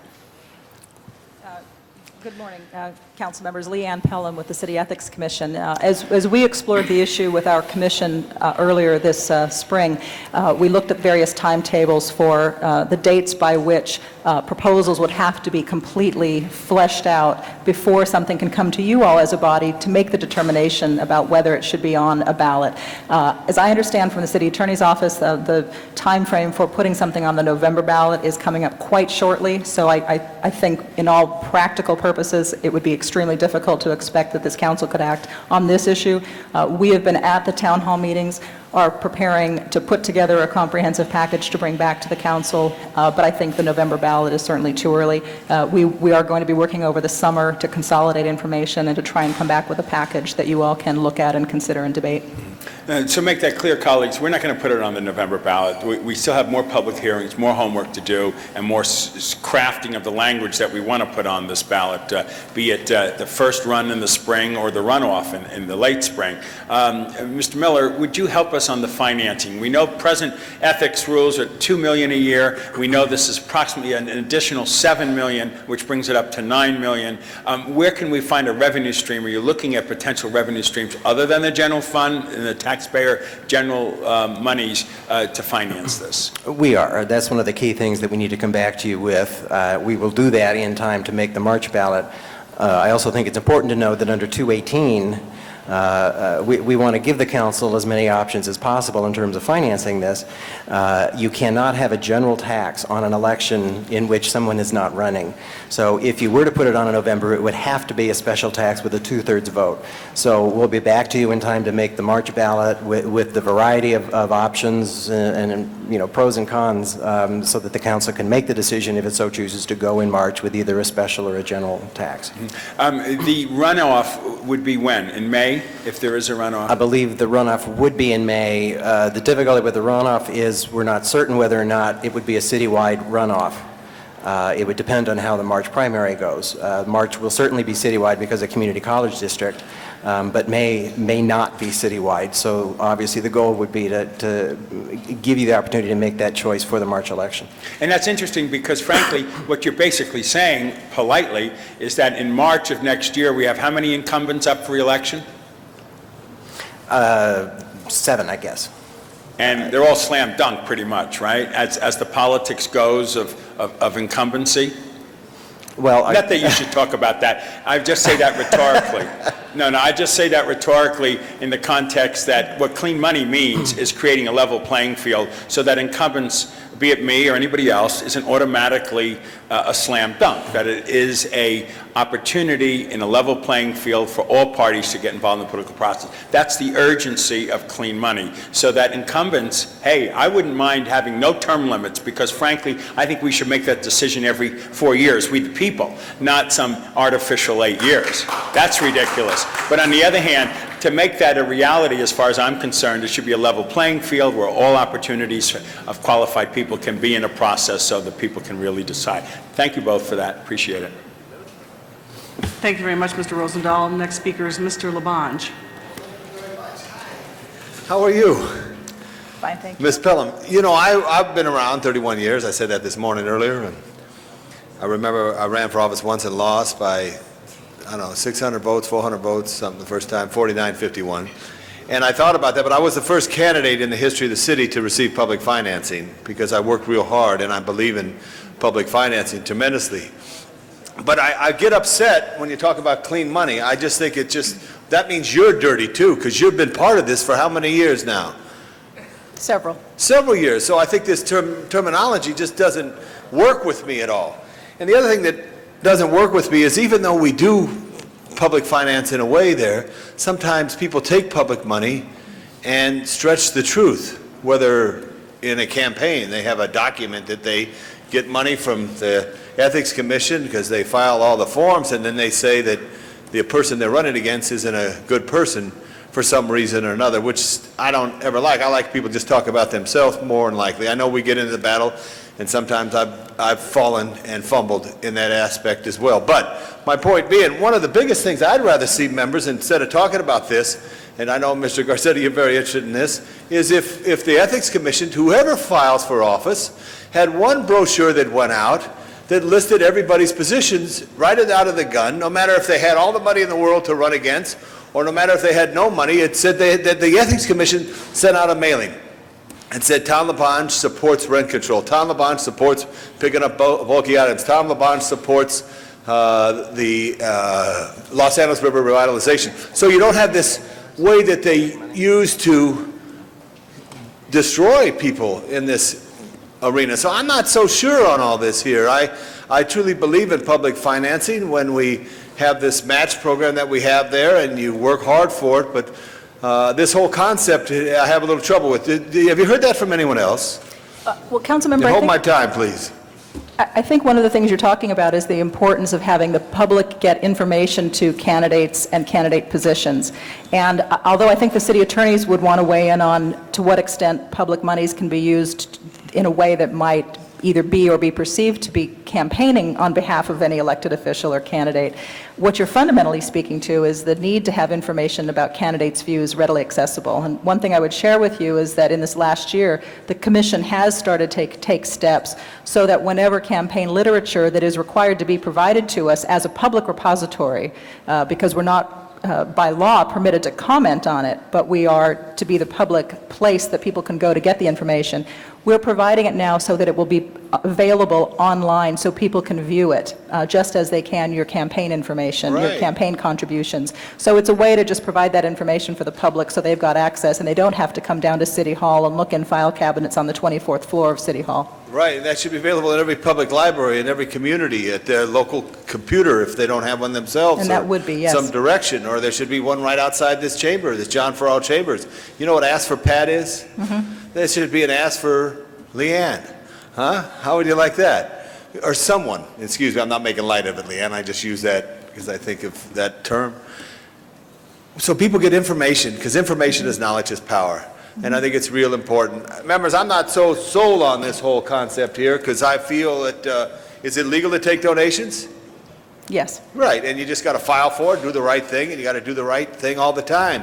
And I just think it just, I don't know, it could be a gap in when I first learned about this world of politics. You do have to go out and get supporters, and supporters have to make donations. You got to report the donations, but you always got to serve the people to the best of your interests, as you do when you take your pledge to be a council member administered by the city clerk. Anyway, I look forward to more discussions if people would have some ideas that they would see. What city is the best in the, hold my time, what city is the best in the country on this issue? City of Los Angeles. All right, thank you very much. I rest my case. Thank you. Thank you, Mr. Labange. Our next speaker is Mr. Weston. Thank you, Madam President and members.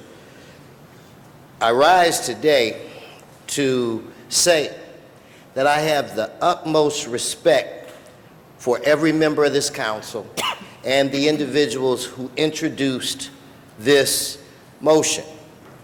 And as a courtesy, because this is just a plan, as a courtesy, I will support that. But I was in Sacramento through the Prop 34 years, and I just want to say to each and every one of you that this is easier said than done. If you really want to change, the best thing is to broaden disclosure.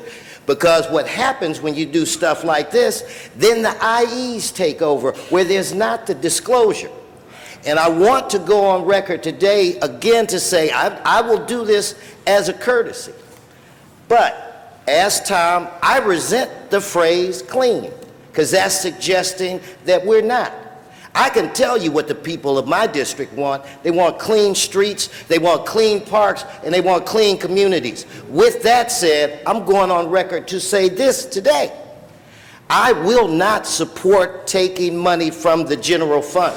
When we have to sit up here and cut back on programs, when I oversaw the consolidation plan, I had to cut hundreds of thousands of dollars from AIDS funding and domestic violence.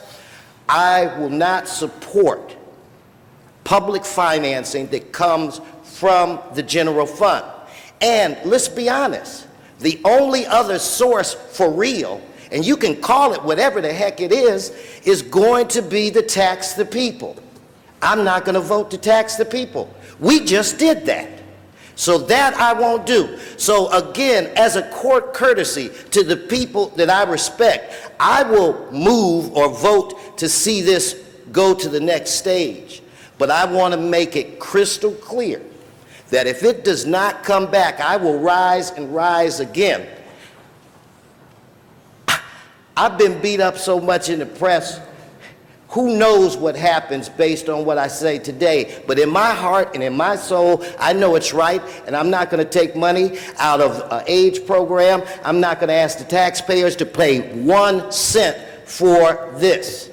With that said, I will give you a courtesy aye vote. Thank you, Mr. Wesson. And our next speaker is Mr. Zine.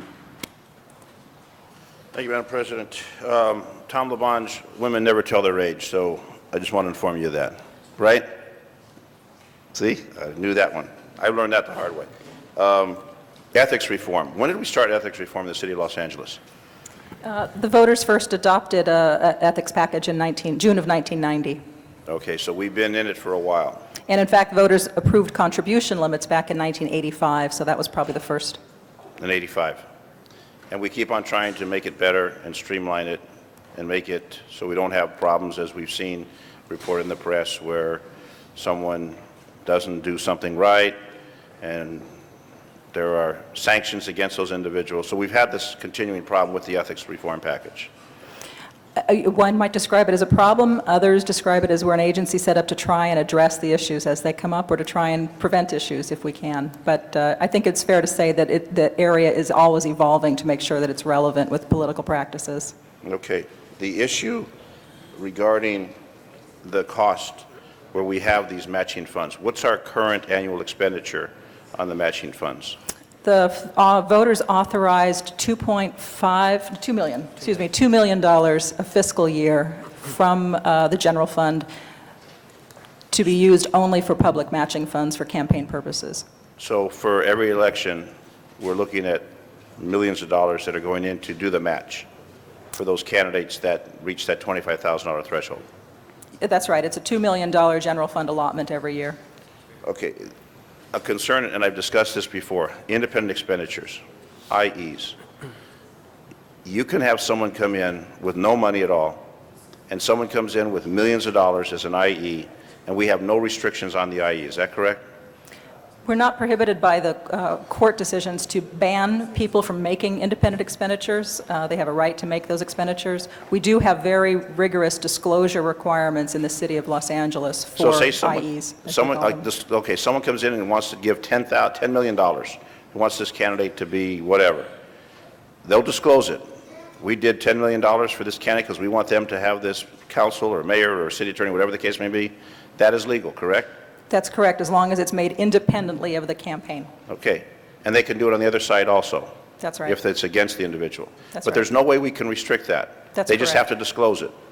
See, that to me is the big gap where we talk about this issue of clean money, where someone can come in as an independent expenditure, whatever association, whatever entity, whatever wealthy person comes along the line and says, I really believe in this person and I want to fund this to the maximum point. That is a troublesome fact to me, that it runs everything away because we can't control that part.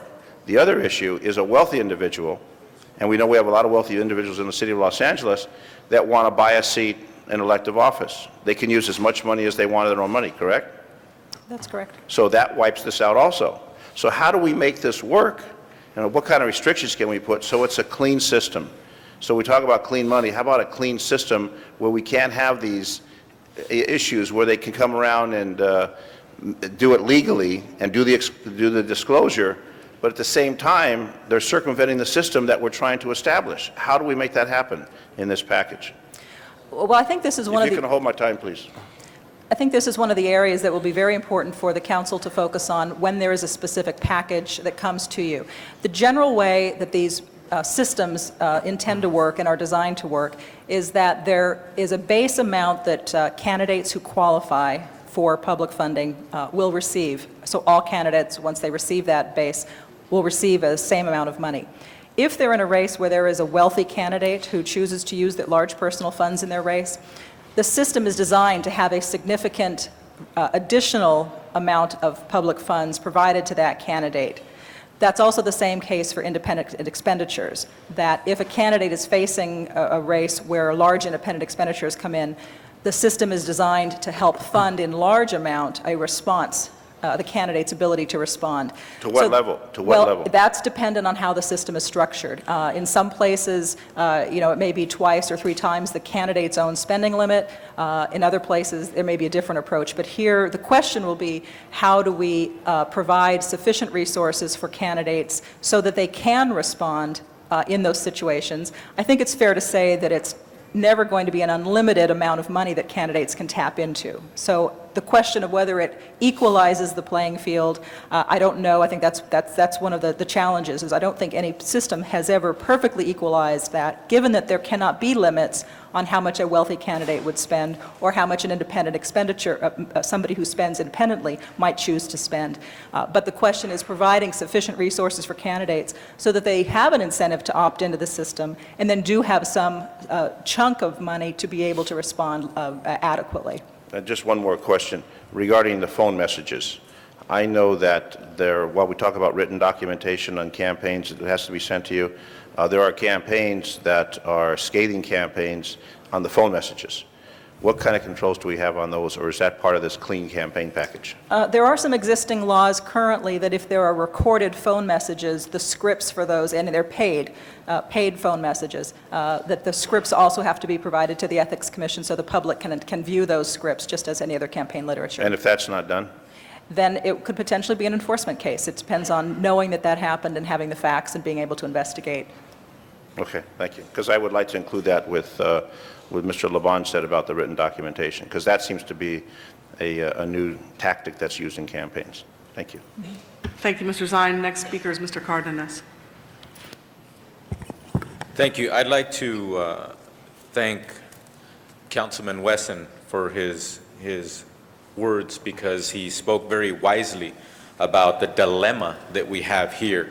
And I do take exception to the word clean, because if not clean, what's everything else? And the fact of the matter is, what's interesting about the debate that we have on this matter is every single person around this horseshoe successfully got here to City Council by raising money at $500 or less per contribution, in the amount of hundreds and hundreds of contributions to each one of us. What do we do about a wealthy candidate? Are we, basically the Constitution bars us from being able to keep a wealthy candidate from spending money on the first day that they announce, the last day of the election, the last weekend of the election? Can we control that? Time, please. We currently do not limit the person's ability to spend the amount of money that they want to spend. There is a provision in our city charter that the voters adopted that provides, if you as a candidate are facing the so-called wealthy opponent, the wealthy opponent is supposed to tell the city no later than 30 days before the date of the election how much of their personal funds they intend to use. So it's a disclosure requirement, it's not a ban. And they put the money in and notify all of their candidates. And then in response, if they use more than $30,000 of their personal funds, that enables you as their opponent to go out and receive contributions in larger than normal amounts, so that you can, through private contributions currently, try and offset some of that. You just mentioned that the offset to the wealthy person is unclean money. I didn't use the term unclean, it's not a term I use. But in the debate, the fact that people are raising the word clean, that what they're implying is when you go to a business person and say, you know what, I'm running for office and I really need your help, and they say, well, I love you, so-and-so, you're such a wonderful person. Matter of fact, my sister was your teacher, I know you very well, you're just a great person. You're running for office, here, how much can I write? And they write you a check. That's the unclean part. So basically what you just described right now in your answer is, when a wealthy person just tips the scale, then the person is allowed to go out and get some more of that unclean money. So are we fixing that here? My time, please. Well, again, I think it's Excuse me, are we fixing that procedure, that mechanism that you just described, where they have to go out and get more checks? I was going to respond to that. Thank you. I think it depends on how any new system would be structured. There could be, for example, that the only way to respond as a participating candidate in a full public financing system would be to have additional public funds provided to you as the participating candidate who's affected by the wealthy candidate. Another alternative would be to say, if that money isn't enough, and in the city's view it should be more, should there be a way to allow candidates, participating candidates, to raise some amount of private money disclosable still, but money from private sources in addition to public money. Those are kinds of discussions and judgments that will have to be made when you consider the specific package that we bring together. We don't have a specific approach to that yet. That's something that we'll be working with, and would be very interested in sitting down and talking with you more about the pros and the cons of those approaches as we put together something to bring back to you. Now, you just mentioned earlier, and to an answer to one of the questions, currently the voters have said that we can dedicate up to $2 million a year of general fund money for our election cycles for the matching funds. It's a mandatory $2 million per year currently. Okay, so we set that aside. The voters said, set that aside out of the general fund. That's what happens when that $2 million per year has been accumulated and it runs out? And there's an election cycle happening at that moment, and it runs out. There's umpteen days left in the campaign. People are saying, I'm eligible for matching, but the money runs out. That cap is met. What happens? Time, please. Under the current system, the City Ethics Commission is required to have a public hearing at the outset, once we know how many candidates have opted into the system, to assess how much money is in the balance of the fund at that time. And if the money would not be sufficient to provide the full matching funds allotment to all candidates who've qualified, then the commission can choose in a public meeting to withhold a certain percentage of funds so that all candidates have a certain pro rata share. So instead of getting 100% of your allotment at the outset of a campaign, you might only get 50% depending on the number of candidates. So there's a public process by which the commission is required to adjust that formula if the money is insufficient in a certain election year. So if that money is insufficient, then if a candidate wanted to continue putting out mail and making expenditures, but the city has let them know ahead of time because of the number of qualified candidates, it looks like we're not going to be able to match like we did if there were just 2 folks running for a city council race and getting matching funds. Then they would, again, have to go to that unclean source.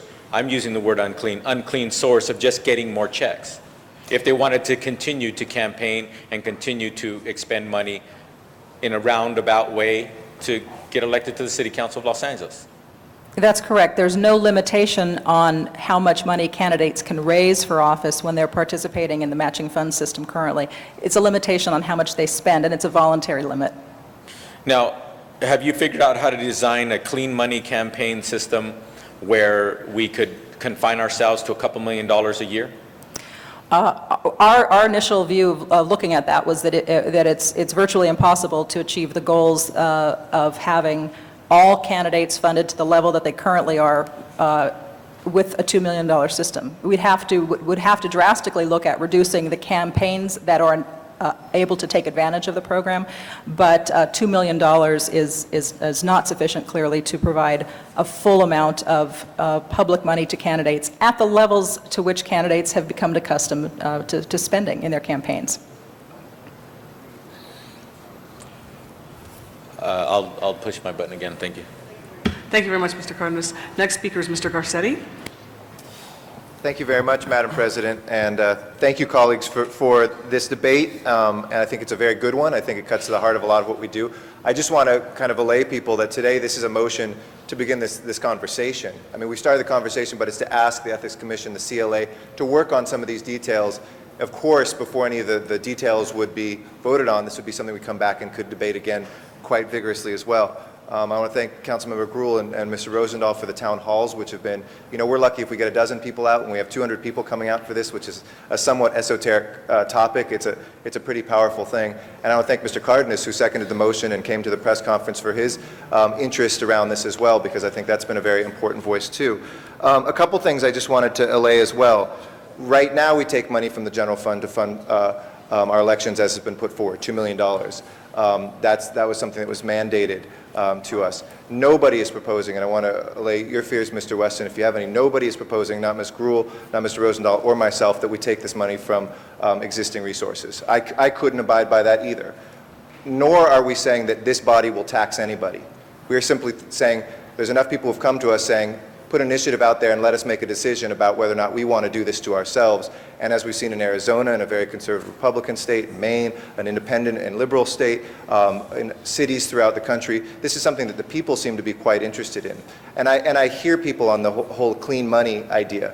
I think it should be called full public financing. I think that's really important that we look at that, because For me, and Mr. Cardenas pointed this out, I mean, for those of us who come from poorer districts, one of the great things here is that we go outside of our districts right now to raise those $500 checks. Under this system, when you have to get, say, $500 $3 checks or $5 checks, those of us in poorer districts can actually ask our people who are on fixed incomes, working 3 jobs, to cut that $3 or $5 check, which means a lot to them. When somebody takes their checkbook out, it takes quite a bit of convincing no matter what the dollar amount is, but you can actually do that within your own district. And that's one of the nice things. You can spend your time not on the phone necessarily with people outside of that, but here as well. Independent expenditures go wild today, colleagues. This can fix it if we wanted to put something before the voters that would address independent expenditures, but it's kind of like saying, you know what, we can't stop people from wanting to steal, so let's not hire more police officers. You can do small things, you can do larger things that actually fix, but will never completely close the system. But what we could do here is put something forward when this comes back that says if there are independent expenditures, as Maine's system does, if there's an independent expenditure of $200,000 against you, you get $200,000 from this fund. So it disincentivizes what exists. And that's something very consistent with what we've done and what the Commission President has represented as well. Similar with wealthy candidates. Today, wealthy candidates can go wild, if you will. This can address it by saying the more wealthy candidate spends, the more it would match. You'd have to cut off at some point. But that has been very successful as well in other places that have done full public financing as well. So I think there's not a lot to fear. We're not saying that we have to make this decision ourselves, but who could be against taking it to the people and saying very clearly, this is something for you. We've heard a lot from you. We're trying to do your work as your representatives and give you that choice. And if 2/3, which is a high threshold, 2/3 of you decide to do that, then that is the will of the people. And time again, in different states and different municipalities, people have shown that this really does improve a system. And again, the last thing I'll end on is it's voluntary. Anybody who's done well by the old system can continue to do that. This gives people the choice, though, to do something that is full public financing, to say, I'm going to spend my time in my district, I'm going to empower people with a second vote, which a check writing is in my own district, even if they don't have the $500 to give, and I will spend my time trying to level that playing field and getting people inspired about democracy again. Thank you. Thank you very much, Mr. Garcetti. Mr. Weiss. Thank you, Madam President. First, I've got some questions about numbers for Mr. Miller, and I'm just reading from your report on page 5 of your report. You say, according to estimates provided by the California Clean Money Campaign, the city would need to appropriate $9 million annually, which equates to $36 million over a 4-year cycle, right? That's in your report. Correct. And then I see attached to your report, LA City Clean Money cost estimates provided by the Clean Money Campaign. Right? I mean, so in other words, your report, the $9 million figure is your use of their estimate. Is that correct? Well, it's a combination of that as well as working with the Ethics Commission on looking at the Could you hold my time, Madam President? that is a source, as well as my staff worked with Leanne and her staff on the actual expenditures in city elections, estimates on counteracting the independent expenditures, et cetera, that essentially looked at that. Now, right now, it is clearly an estimate. I don't think anybody can sit here today and tell you what this will cost. I think where we are now is trying to give you a best guess of the magnitude of what we're looking at. And that's based on past data, Ms. Pelham? Yes, it's based on past data, assuming the same number of candidates that we've seen historically would continue to run under any new system, as well as the spending limits we've seen. If you have more candidates running, it costs more. That's correct. And for example, and this looks at citywide or just council? This looks at both. The $9 million figure includes council as well as citywide? Yes. Yeah, over time. Okay. So for example, if you had a couple, all it takes is just a couple extra citywide candidates, which are 7-figure races, and your $9 million figure gets thrown up to 8 figures, right? Again, in general, it will inflate the numbers. The question is what the spending limit would be set at in the first place. But certainly more candidates means more money. All right. So the first thing I just want to underscore, colleagues, is that the proposal today is realistically, conservatively, potentially a 5-fold increase in the annual appropriation for political campaigns. It's a 5-fold increase in the amount of money the taxpayers of the city would have to spend for all of those pieces of political mail that people routinely throw out the minute they get because, I mean, it's been reported how, scurrilous or annoying or deceptive they tend to be. That's point one. The second point is, let me ask you a question, Mr. Miller. The proposal before us today is two parts, a neighborhood council part and then a U part. Can you explain those? Yeah, the proposal includes Hold my time. working through Dunn and working with the Ethics Commission and getting additional feedback from the public on how they view public financing campaigns, the goals that are trying to be achieved, and basically the public awareness. The second issue is trying to refine the cost numbers, trying to come back to you with options on how that would be financed with some sort of a voter-approved tax. Okay, so the proposal for us today is to go to the neighborhood councils for input before there's anything concrete about how much it costs or how it would be paid for? No, I would characterize it as the proposal today is to go to the neighborhood councils with the great deal of staff work that my staff and the Ethics Commission staff has done in identifying what the order of magnitude might be, in identifying what other jurisdictions do and don't do, and to have the public discussion about the goals that are trying to be achieved with public financing. Yeah, but are you going to provide us with important input under Part 2 of the committee report here regarding a detailed public financing program? Will that input be important to us? Will that be important to the council? Certainly. Okay. So folks, I think we're putting a cart before a horse here. I mean, why would we be asking the neighborhood councils to opine in general on something when we have yet to receive from Mr. Miller this detailed notion of how we would actually fund the program? That I do not understand. I mean, why would I want to go to the Sherman Oaks Neighborhood Council, which is a pretty hard-headed bunch of people, and say, what do you think about this in the abstract? They're going to say, show us the dollars and cents. How much does it cost? So I would just suggest that proposal of what we're doing here today is a little hard for me to understand. Now, the council president's now up in the chair, but what I took you to say a few moments ago was you would be comfortable with referring to this whole thing as full public financing and not as clean money? Is that a fair rep? I mean, you're nodding. You're just okay. All right. Well, then I would. Yeah, but it's always important to have it on the record. Then I would move that this entire matter be renamed full public financing of campaigns, so that it fairly and accurately tells the public what the council is considering. Rather than have a term that has a valence, have a term that's objective, full public financing. So that would be my motion. And I'll sit down and push my button later. It's seconded. Ms. Gruhl. Thank you. And, the term clean money came from the campaign and the workers who have been doing this in other states. And for me, I don't care what we call it. But you have to understand that out in the public perception is that the kind of system we have right now makes it, the perception is it's not clean money. So whether we want to take the words out or not, and I agree with changing it, that is fine with me. I have no problem with that. But I believe, and I haven't looked back in the years when we set up probably the original public financing, that the same debate occurred during that period of time about using general fund money or whatever money we were going to do and how would we do this, et cetera. I want to reiterate what Mr.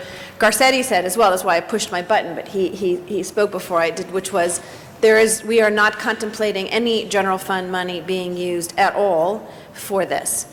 And Mr. Weiss, what we're asking them to do is to go into the neighborhood councils and have the discussion. Instead of a done deal, no pun intended, a done deal being given to these neighborhood councils, it's to say, we believe that there is a responsibility and interest trying to build a consensus about having a campaign finance reform that talks about public financing. We believe that they are part of that discussion and should be included from the beginning, and not at the end of the process where we've determined already what the outcome will be and all that. We want to have their discussion. If you look at the other states that have done this, they've added on a few dollars to someone's ticket that they've had, not a parking ticket necessarily, but a moving violation. They have used creative ways in which it is not punishing the taxpayer who is abiding by the laws, but it's trying to look at creative ways in which we can do this. But there are a lot of people out there who would never consider running because they believe they would never be able to raise the money and compete, whether it be against incumbents or whomever it may be. They said, you know what, I can never be an elected official because I can't raise the money. And so I think it's very important to note that it's important that we diversify. And here we stand today with Congressman Roybal, honoring him, and someone who, in the reports and all of the, you look at how they talk about that he wanted to create diversity and allow people who would otherwise not be able to be an elected official. That's the debate we're having today. That's the discussion we're having today, is to make it more competitive and possible for other individuals to be part of this process. We are not voting today with any of all of the details, but it's saying there's a kernel of an idea here that we need to go. And as we talked about in Studio City, in Valley Village, we had close to 100 people who showed up that night to talk about this. There is attention and focus on this issue. What we want to do is give the voters a choice. We've always talked about putting this before the ballot and having the voters choose. I never have a problem in giving the voters a choice. I believe in the voters and believe that they are going to look at this. Obviously, independent expenditures continue to be a problem, and this, it does not deal with that independent expenditures, but it does set up a whole area, and we've seen where there's been a lot of independent expenditures, but the other individual has still won because they have had the voice of the people and democracy and having the grassroots campaign. That's what we're suggesting that this would occur. Again, we went back to the tapes when we first had this, in what year was that? And then I'll finish, I promise, Mr. When did we do the ethics reform originally, the public financing? 1990. 1990. That if we went back to those tapes, you would hear the same kind of a discussion and dialogue. But no general fund money will be used. The voters will choose, and we want to continue to get public input and creative ways in which we can finance this that would not, again, impact those residents of Los Angeles that do not feel that it's important to have kind of public financing. So again, I think this is a first step in our process. Thank you. Each for a second time, we have Mr. Cardenas, Mr. Rosendahl, Mr. Wesson, and Mr. Labange. We only get a few minutes to speak, so I needed to hold on to some of my questions and follow up on something. Leanne, you mentioned that in our current system that the voters agreed with, if a rich person is in the race or what have you, a wealthy person, then they would give some kind of signal or some understanding if they're going to go over a certain threshold of putting their own dollars in. What happens if that person changes their mind halfway through the campaign and they end up putting more money? My time, please. Well, again, the requirement is that they do provide notice to the Ethics Commission no later than 30 days before the date of the election. So if a candidate were to spend more money between the 30 days before the election and the date of the election, we would find that out probably during our audit campaign or through the complaint of an opponent. In either case, that would spark an investigation and a possible enforcement action by our agency. Okay, but what if that person is wealthy and then all of a sudden 21 days out they say, I changed my mind. I want to go ahead and invest another $200,000 in my campaign. And they actually notify you, call you, fax you, email you, have their lawyer, their treasurer call you and notify you, full-blown. What happens?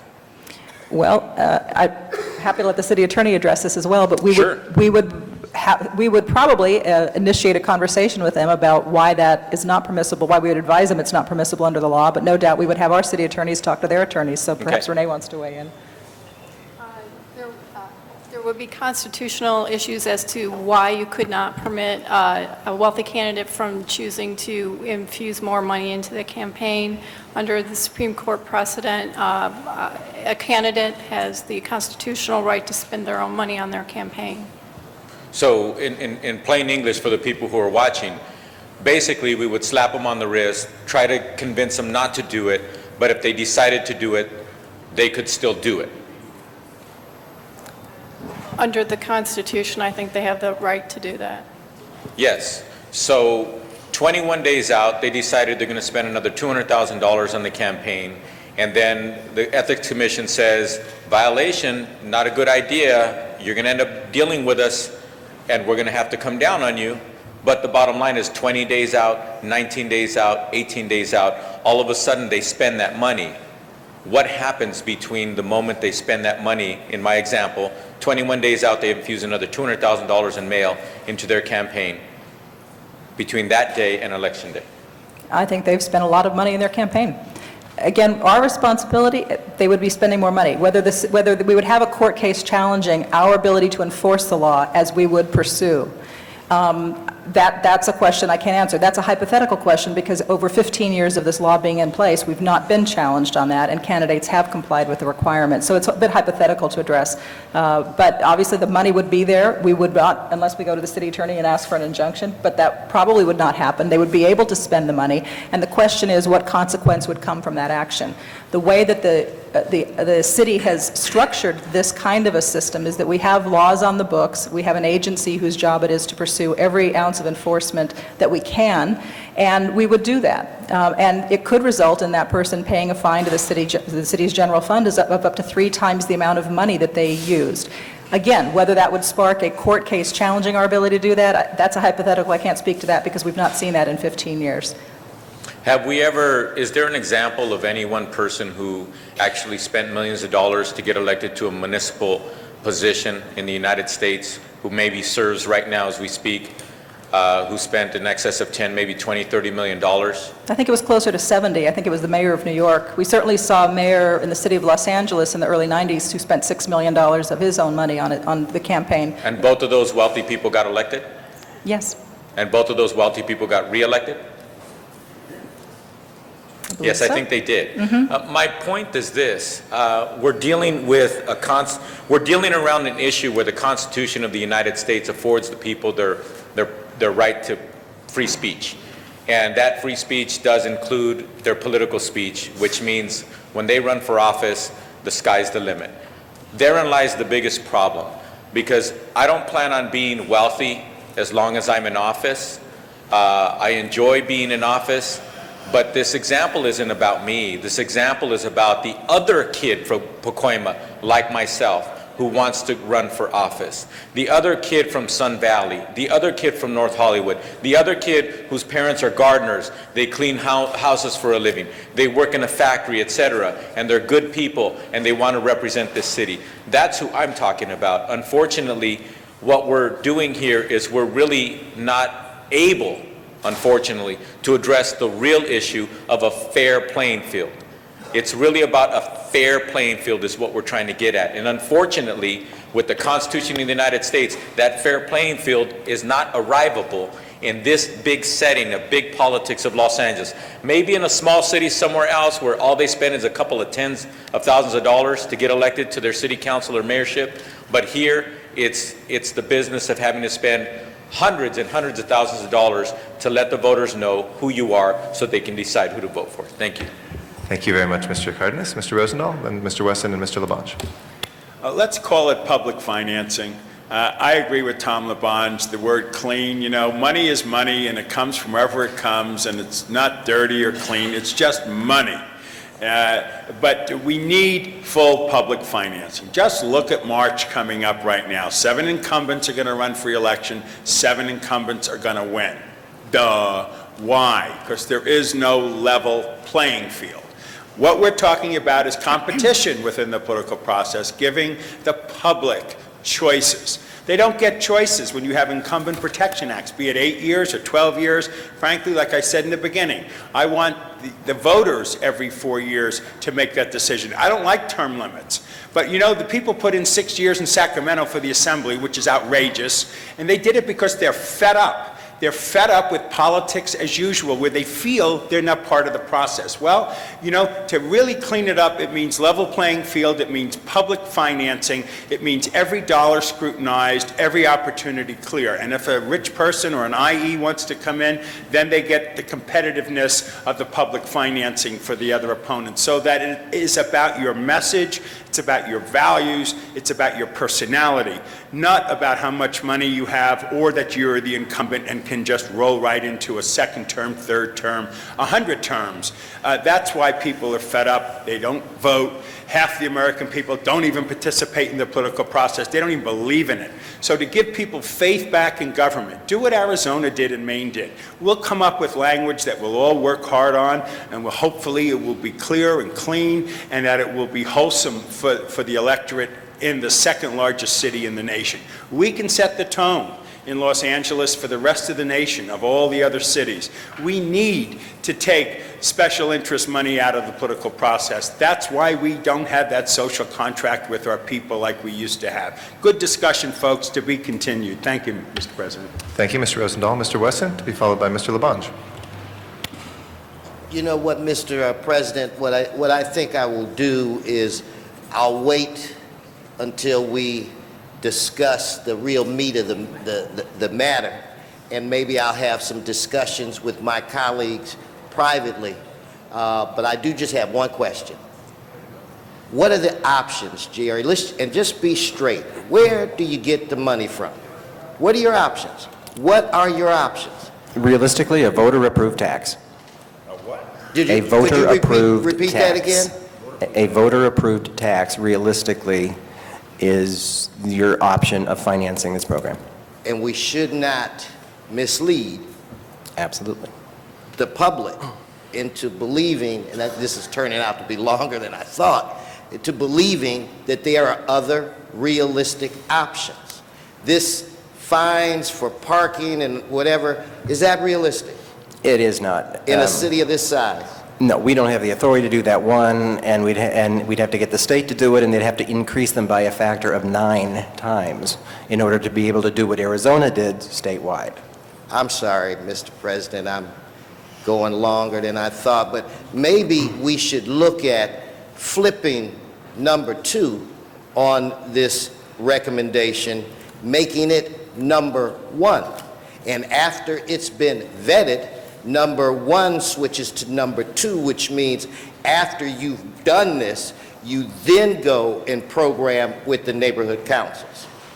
So I don't know if you would take that as a friendly amendment, but in my opinion, that's the order in which this would work best. So that, I just throw that out there. You could take it or not. Mr. Labange is next, and then Mr. Zion. I just want to ask Ms. Pelham a couple of questions. You mentioned when this started. What year? Ethics? The voters approved the ethics reforms in 1990, and the campaign financing system that we currently have was first implemented in the 1993 city elections. Right. And do you remember what incident caused this concern? I wasn't here at the time, but I believe it was a scandal in the press about the... An issue of a land use matter, and someone who was an elected official was on the board of a bank, and they approve a zone change for that bank. Whether it was done intentionally or not, it appeared that it was done for benefit of somebody. I think that's what the deal was. It started out. Is that correct? To your memory? Yeah. And right now, do all of us, I think all the time, how things repeat itself? In presidential campaigns, the first one, well, here's my income tax report. And then they say, why doesn't so-and-so release their income tax report? Do we release our income tax reports? What do you have? What do we really want people to know? And why is that such a big thing on the national level? And would that be a thing that we should do here on the local level? My time, please. We do not require candidates for office to release their income tax reports. We have a public financial disclosure of economic interests that they hold that can be affected by decision-making, official decision-making, and that's state law-based. But it is a public financial disclosure document. It doesn't require a variety of things that you might normally think of as financial interests. Why do they make a big deal, you think, of the national elections? Hold on that. Why? Because they think that something's wrong? I mean, See, that's the point I'm trying to make, members. What is wrong? And Mr. Rosenbaum, you make a very good point. Now, I would like to see if there's an office of all the different offices that we have here, there'd be an office to help people like those externs who were in Judge Hatter's court who came down here, or any students from around to find out how they could get involved in this city. I got involved because Tom Bradley had a youth council, and that was pure and simple, and through Peggy Stevenson, through the great John Ferraro, through Dick Reardon, through the Department of Water and Power, through the elective process I got here. So the question I just want to ask, what are we trying to do? I like Mr. Weiss's motion to strike that term clean money. I like clean water, and I think that's an important thing. Clean air, but I believe that we have clean money now, because if we didn't, you'd tell us, right? Right, Ms. Pelham?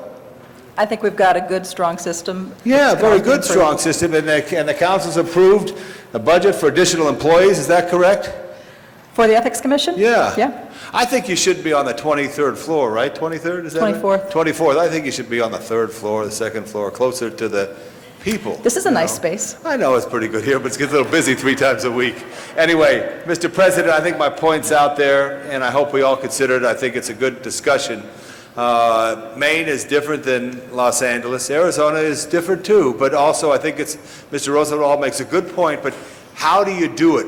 How do you do it is you get out there on the field and you work real hard, and you run real hard, and you stretch and you train and you help people, and then you get their belief, and then you get their vote, and that's what you do. So thank you. Thank you, Mr. Labange. Next, Ms. Hahn for the first time, and then Mr. Zine for a second. Well, again, this is a good debate. It's not really what's before us, but I think what's before us is sending to neighborhood councils the idea of full public financing and have their input. And I will have to say, this is a red letter day. I agree with Jack Weiss and Councilman Wesson, who said, and I agree, I think before we send it to the neighborhood councils, we need to have the specifics about how this public financing works. I think just this, we've been speaking, a long time this morning, and every time we ask a question about, well, what if there's a wealthy person? Well, what if there's an independent expenditure? And the answer has been, well, it depends on how we structure it. So I think certainly there's a lot of people in neighborhood councils who are looking to run for city council, and I think this could be a cornerstone of campaigns. But I agree that we do not send this to the neighborhood councils until we have specifics on how this will be financed, what that means or doesn't mean to the general fund. And if we're talking about taxing, voter-approved tax, I think that needs to be in there before they weigh in on it. It's like, who wants to hire 1,000 police officers? Everybody would say, great. How would you like to have your trash fee raised $4, $7? Then we gave them something to weigh in on. Then we gave them something specific so that they could tell us, yes, that's a good idea, or no, that's not a good idea. So I don't think this is ready to go to the neighborhood councils yet. I think they're smarter than that. I mean, they want to see the real proposal and what that means in terms of city services or not city services. So I don't think this is ready to go to neighborhood councils yet. So that's what's before us. I think we ought to wait till we have specifics on actually how this public financing is financed. Mr. Zine and then Mr. Cardenas. My name is President. I come from the San Fernando Valley, where people don't like taxes. It's no secret. When we talk about taxation, are we going to tax the business folks that we reduce taxes? Are we going to tax the residents? Are we going to tax on sales tax? What are we looking for? If we're talking about a tax, and I know that this trash fee was somewhat controversial, but it seemed to pass because of the issue with law enforcement. What are we looking at? Are we going to tax everyone or homeowners, parcels of land? What is the agenda when we're talking about a tax? Who are we looking at? I appreciate your candor on this, because it's an issue of money's not going to fall out of the sky, and you're talking millions and millions of dollars. And the issue is, where's it going to come from? What issue? Well, In the past, the only special taxes that the city have done have been property-based. It can't be ad valorem, it can't be value-based, but It can't be what, Chair? value-based, it can't be ad valorem. But in the past, they've been based on, for example, the square footage of improvements. So every property owner in the city pays a special tax. This was for the fire communication system and the police communication systems. They were both done this way. And it's based on the square footage of improvements on the property. That is one option. And I do understand the concern and frustration here. The difficulty is that may not be our only option. We do need to work with the city attorney. I mean, under the law, there needs to be some nexus on a special tax to the benefit required. Mr. Echeverria, city attorney, had always opined that. So, and again, as Ms. Gruhl indicated, we don't have the authority on municipal fines, for example, to do what Arizona did on a statewide basis. So we are going to need to look at what the options are to put before the voters what the various schemes might be. Might that be a surcharge on traffic fines? Possibly. Might that be a surcharge on business? Possibly. Basically, what other creative ideas could we come up with that would raise the estimated $9 million a year that we can put before the voters? That, I think, is one of the key issues that is going to need to be brought back before you if we're going to go onto the ballot in March. Because when you look at $2 million versus $9 million, as we see the ceiling raising higher and higher, the cost of campaigns going higher and higher. $2 million today is not what $2 million in the 80s was. 10 years from now, $2 million is not going to be the same. $10 million is not going to be the same. And if we're going to the homeowners, or we're going to the apartment dwellers, or we're going to people on fixed incomes, this morning we did something to help the homeless with shelters. We're looking at $1 million for that, and people have compassion. But I have a real concern about going back to the homeowners or the people who own commercial property and saying, you know what, we're going to give you another tax so we can then elect individuals to the city to represent you. I think there'd be a huge backlash from the public if we want to establish a tax. At least in this city, I know the San Fernando Valley would go ballistic to say we're going to add a tax to certain individuals, certain parcels, not everyone, not a sales tax, but certain individuals, certain property owners, whatever, going to have additional tax so we can run political campaigns. I think that is a huge issue which has to be resolved, where we're going to get the money from, and then follow through with whatever we can do. The horse before the cart before the horse, because the issue is how you're going to fund it. And if it's an excess fee on the traffic violations or the parking tickets, whatever the case may be, you're not talking about all of the population. Will that generate enough dollars to fund as you need to fund? And as it escalates up the road, as we know, campaigns get more and more expensive, and where's the money going to come in the next few years as those campaigns become more and more expensive? Thank you, Mr. Zahn. We need to find out where the money's going to come from, and if it's a tax, that's going to be obviously a huge issue, and I'm sure the neighborhood councils would love to weigh in on that. Thank you. Thank you for your candor on this, because that issue was kind of like hidden away. Ms. Hahn is next, and then Mr. Cardenas. Well, I believe I'd like to then make a motion that, I guess there's two parts to this. One is asking you to come back with more specifics on how public financing is financed. But the first part about sending this to the neighborhood council, certainly, you know, if they want a heads up on this, and can certainly start being educated about this, but I think to have them weigh in on this before we have a specific package on how it's financed is too early. So I said that to say, second part is good. We can certainly have you come back, but I think it's a little premature to send to neighborhood councils until we have the information. So I would ask that we get your information back first, and then we ask the neighborhood councils for their input. By the way, we don't really have to formally ask neighborhood councils for their input. It's been seconded by Mr. Wesson. That will be before us. What we could do is certainly right after the break, get back to you with the options we've identified and what they mean. I need to point out, however, though, that by the time you come back from the break, in order to meet the November timeline, all of the input from the neighborhood councils would have to be gathered within about a 60-day period.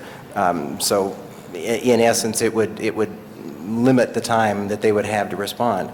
But if we got back to you in the second week of September after the California League with what the various options are, and I think the proposal would be to put all of this out and get feedback on all of the various options. If the council wanted to, they could choose a specific area to focus on. But I think the thought would be to lay out, you could do a property-based tax, you could do this kind of tax, you could do this kind of tax, and here's the impact. Well, and get that's feedback information, on that's those. the information we need, and that's information neighborhood councils need. I mean, Sure. information is knowledge is power, and, you know, for them to really give us important input, we need to have the information out to them that's relevant.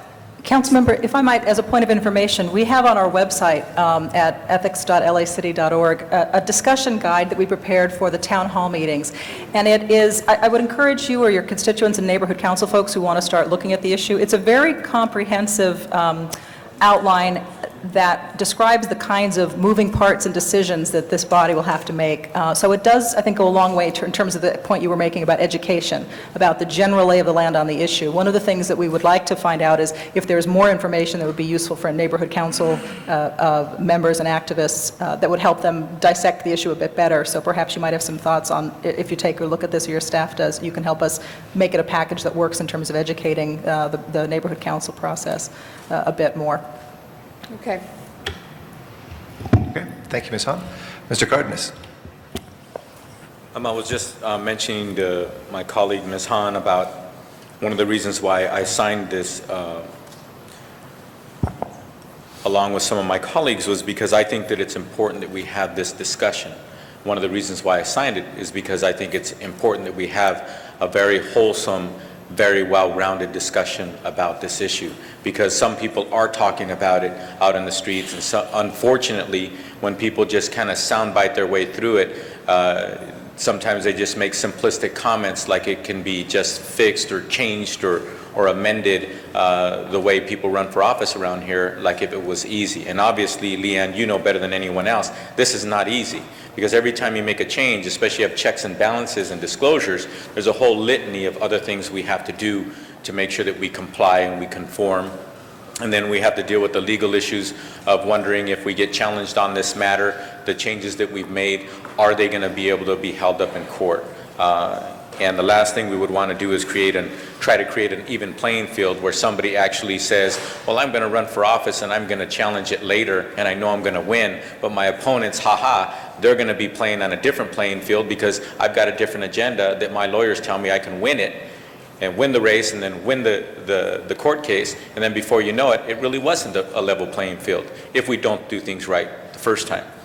The second thing that I wanted to point out is that before going to the neighborhood councils, I agree with Ms. Hahn completely that what we need to do is have more specifics, but I also want to add another word to it, not an amendment, but just to clarify what I hear when I hear specifics.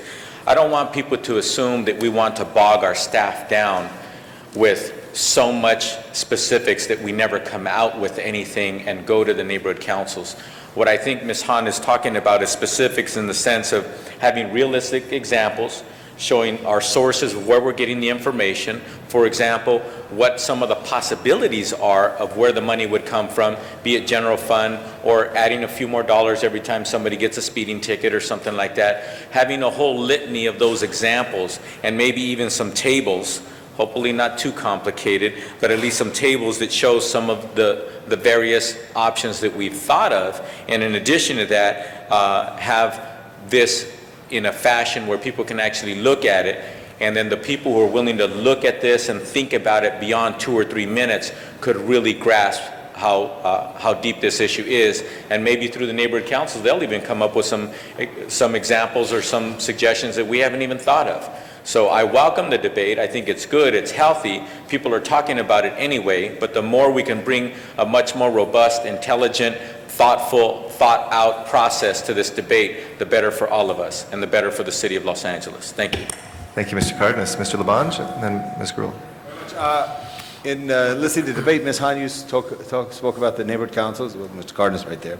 But I thought, Mr. Miller, if I could direct a question to you. Is there a chance, if you look at the whole big calendar of the city's processes, and we've talked about this a little bit, you know, there's the budget time, there's the annual convention that they have at the convention center or other sites sometimes. Would it be appropriate to look in the calendar year, and I hope I'm talking on subject, Mr. City Attorney, to pick a time that we could, you know, give information to the neighborhood councils. There's this concept that I have not had success in seeing implemented, where we have regional council committees that deal directly with neighborhood councils. But I would like to see some greater form so that you could have that, because as you mentioned, we have a recess break coming up in August, and the Labor Day period, or whatever the time is.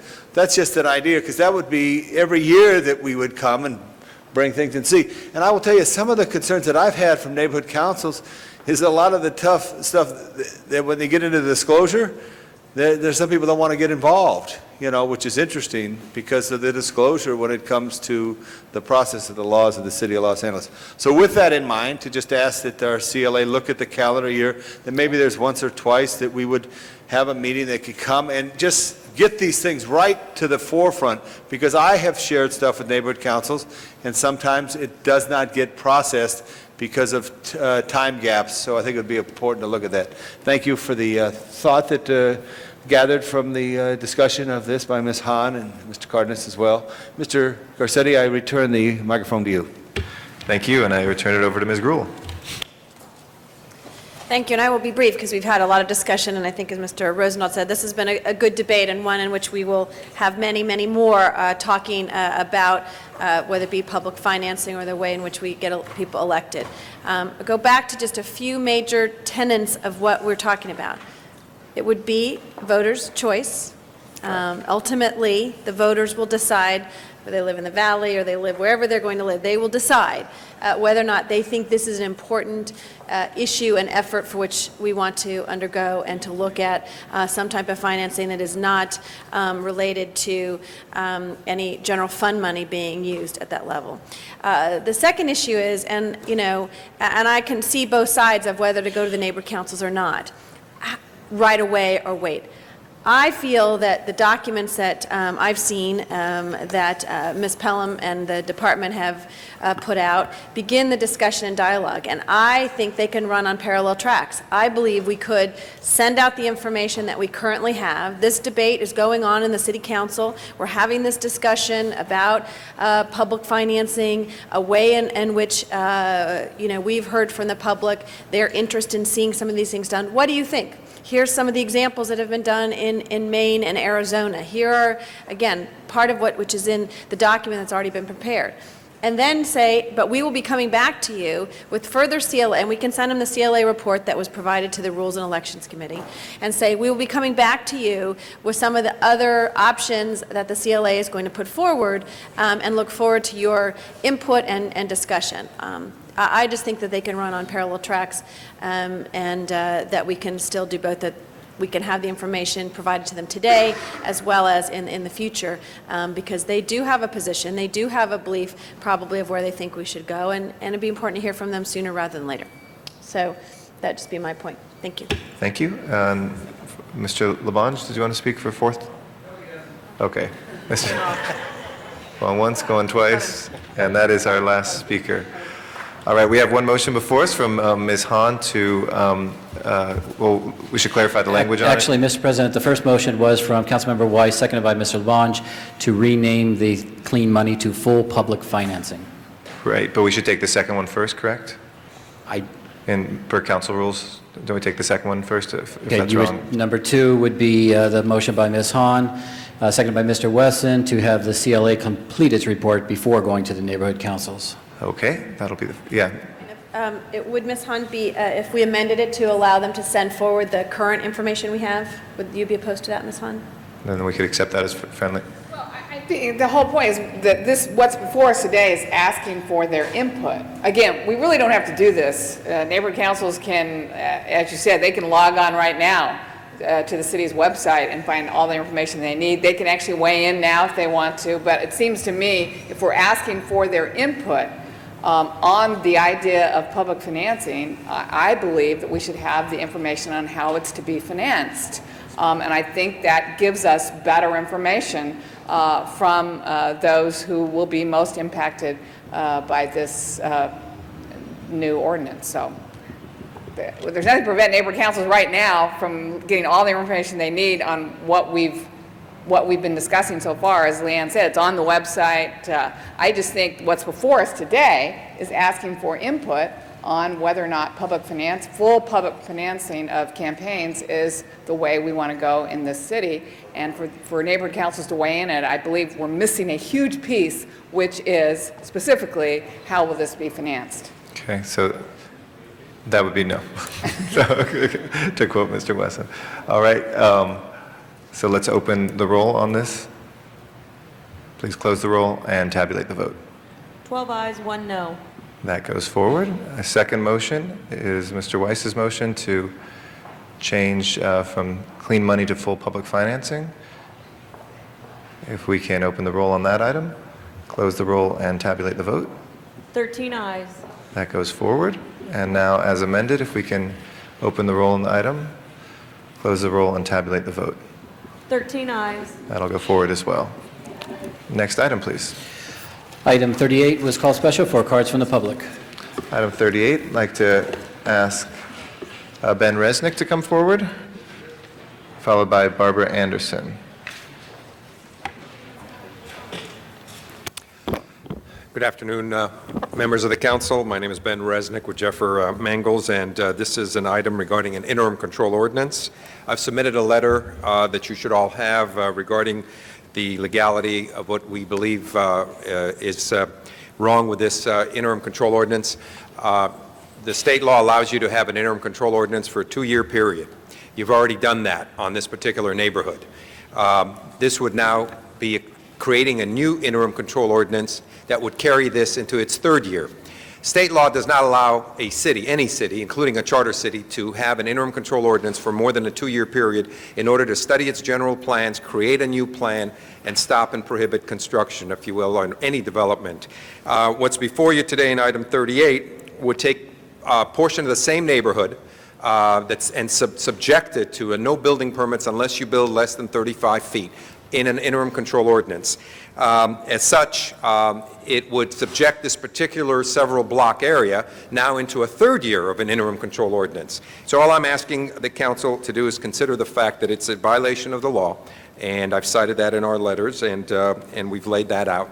And so with that, thank you. Barbara Anderson is our next speaker, and then Jacob Berger. Morning, afternoon, I guess now, huh? Good afternoon, and honorable council members. I have submitted to the city clerk a letter earlier today, which you all should have. So briefly, I just want to say that I've owned property and lived in the area of this proposal for over 28 years. I currently own 728, 734, 738, 742, and 748 North Sweetser Avenue. And I am vehemently against extending this another year. I think 2 years is enough. As far as I can see, nothing has been done on it. Nothing has been presented to show us that it's ever been studied. So you have my letter. I assume you all have it. I hope. I gave it to the city clerk. So that's all I have to say. Thank you for your time. Thank you. Jeff Jacob Berger, and then Eric Bachman will be our next. Good afternoon, members of the City Council. My name is Jeff Jacob Berger. I'm speaking to you in my capacity as President of United Neighbors for Responsible Development, which is an organization of homeowners, landlords, and tenants in the neighborhood north of Melrose Avenue between Crescent Heights and La Cienega. Essentially, the issue here is the original restrictions that were put in place were intended to be addressed through completion of the Hollywood Community Plan, which I think was last changed in something like 1988. Unfortunately, the Hollywood Community Plan has not been finalized and won't be finalized in time. And so really the issue before you, is whether what my neighborhood looks like should be determined by a process that's led by the planning department and that involves all stakeholders in the community, or whether what my neighborhood looks like should be determined by the handful of property owners who want to build very large buildings in my neighborhood. I urge your support for the ICO. And in conclusion, I'd just like to thank Councilman Jack Weiss's office, especially Lisa Trifoletti and the Planning Department, especially Kevin Keenan. Thank you very much. Thank you. Our last speaker is Eric Bachman.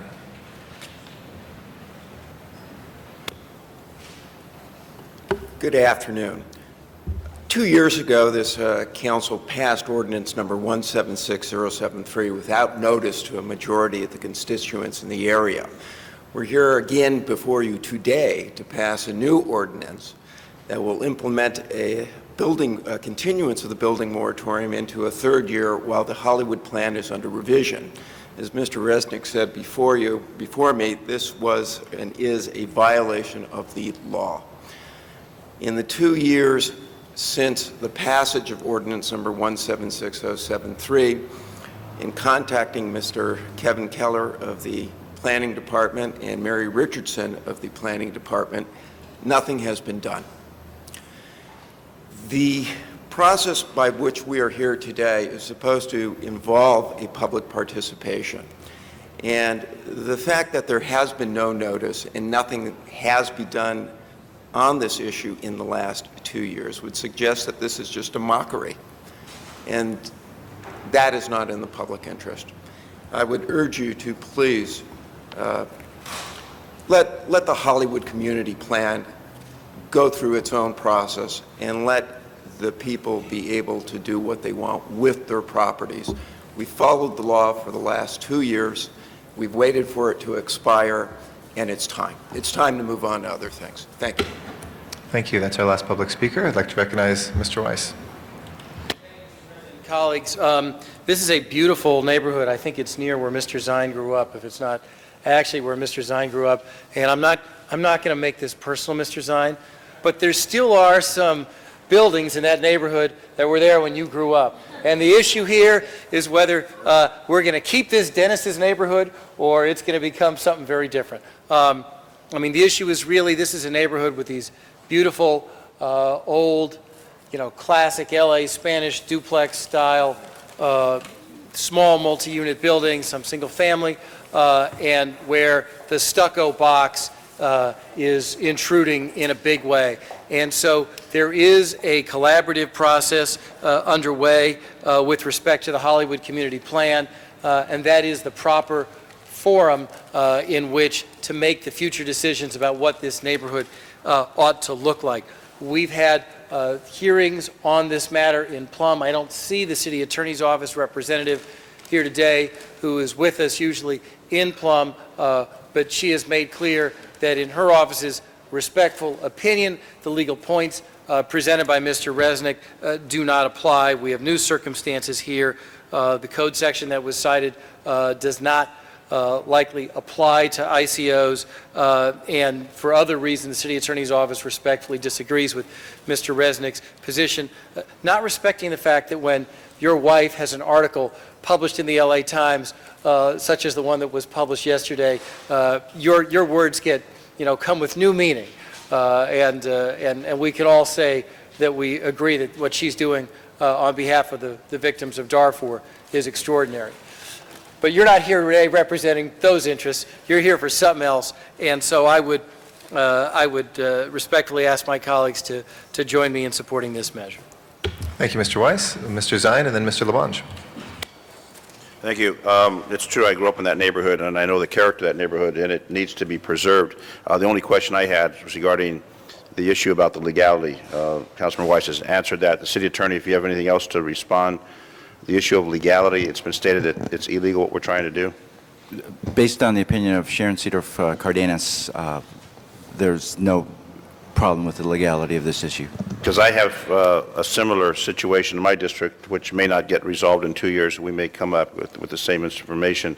I understand that you can extend it for an additional year. Is that correct? We're getting the live answers No, I on the phone. understand. This is a new one, but do the procedures permit us to extend for a third year, an extension? There's no provision in the original ordinance to extend it. That's why this ordinance is before you, to extend it. Because the reason I'm asking this is there's a 2-year period of time you have to do something with it. It hasn't been done, so we're asking for another ICO on the same area. correct? Well, the boundaries have changed somewhat. They've widened. I can't, I think they've been contracted. Okay, because it was mentioned from Crescent Heights to La Cienega, I think some of that part may be in the county of Los Angeles. It's all city property between La Cienega and Crescent Heights? No, I understand that, but your 700 block is just north of Melrose, That's all city of Los Angeles. south of Waring. Okay, because I think that the borderline is in there. Anyway, I support what you're doing. I just want for information that we can come in with the second one when there's some modification. But I do believe we need to preserve that neighborhood. So I do support what you're saying. I just want to clarify the legal issue. But it's been clarified, And even while you're doing double duty on the I telephone. just want to clarify that this is a new ordinance. I understand that. Thank you, Mr. Zine. Mr. Labange. Thank you very much, Mr. President. Mr. Weiss, I stand to support you in this effort. The city of Los Angeles is a city of great neighborhoods, and unless we take steps to try to preserve these neighborhoods, we will lose that character, the character that is why people love our city, and people do love our city. So I just think it's very important that we support this effort here. All these old neighborhoods have such care and have such need to protect and make the right decisions in the future. That's why a matter that many of you supported us on about mansionization is going to be considered in the future so that we can look at what's the right steps to do there. But there's nothing like a neighborhood, and that's what makes Los Angeles special. And this part of Melrose is special. Thank you, Mr. President. Thank you, Ms. Gruhl. Thank you. I too wanted to stand up and thank Mr. Weiss for his efforts. We're seeing this around the entire city of Los Angeles. And in fact, we've been talking about in my office, and we may approach you about looking at having some standardized kinds of things across the city. Again, with certain streets in my neighborhoods, we're finding that there's more apartments or condos being put on those major thoroughfares directly behind an R1 zone. And so just want to say thank you and a good job on your part and your staff's part for putting this together, and look forward to maybe having something that's going to be citywide that can help us in some of these areas because little things can make a difference, i.e. no balconies or having, I think as you proposed as well, looking at some of the landscaping that would be required, et cetera. So just want to say congratulations. This is a good job. Thank you. Anybody else wishing to be heard on this? If not, let's open the roll on this item. Please close the roll and tabulate the vote. 13 ayes. That's approved. The next item, please. Item 47 was called special by Councilmember Labange, and an amending motion has been circulated. All right. It's been circulated. Mr. Labange, do you want to say anything on 47? Trying to make Highland Avenue a better street for those who transverse it and make it more safe. Thank you, Mr. Garzetti. Thank you, Mr. Labange. Let's open the roll on that, close the roll, and tabulate the vote. 13 ayes. That is approved. Mr. Weiss? 38, if we can send that forthwith, there's no objection. Next item, please. Item 65 was called special for a card from the public. Okay, item 65. Time I'd like to ask Sylvia Hawkins to come forward. Okay, good morning, everyone. Again, my name is Ms. Sylvia Hawkins. On number 65, we must say no on these contractual service of transferring any grant fund money for seniors service, social service, city rise, or caregiving, convalescing programs, extensions. Because of our health care money has been deleted since September 11, 2001, Tuesday, there is no order plan for elderly people before the age of 64. My question to all council boards, members, and public people, how can we start over with the same stupid plan, even if it's an inherited, or even if it has been inherited to a fake family member? Thank you very much. My name is Ms. Sylvia Hawkins. Thank you, Ms. Hawkins. Anybody wishing to be heard on this item? Please open the roll then, close the roll, and tabulate the vote. 13 ayes. That is approved. Next item, please. Item 69 was called special by Councilmember Parks. Mr. Parks. Thank you, Mr. President. I'd like we could have 69 and 70 at the same time, because I think it deals with the same general issues. If there's no objection, we'll take up 69 and Could 70 ask concurrently. Ms. Pelham to Thank come you. up, and the city attorney.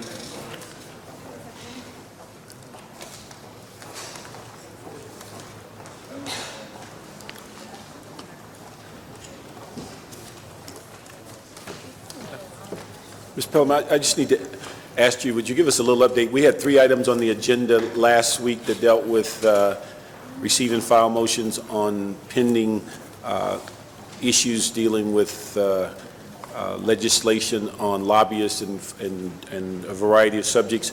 We held 2 of them, and I just wanted you to give us an update on items 69 and 70 as to whether there are other items in your department that's pending that encompasses these issues.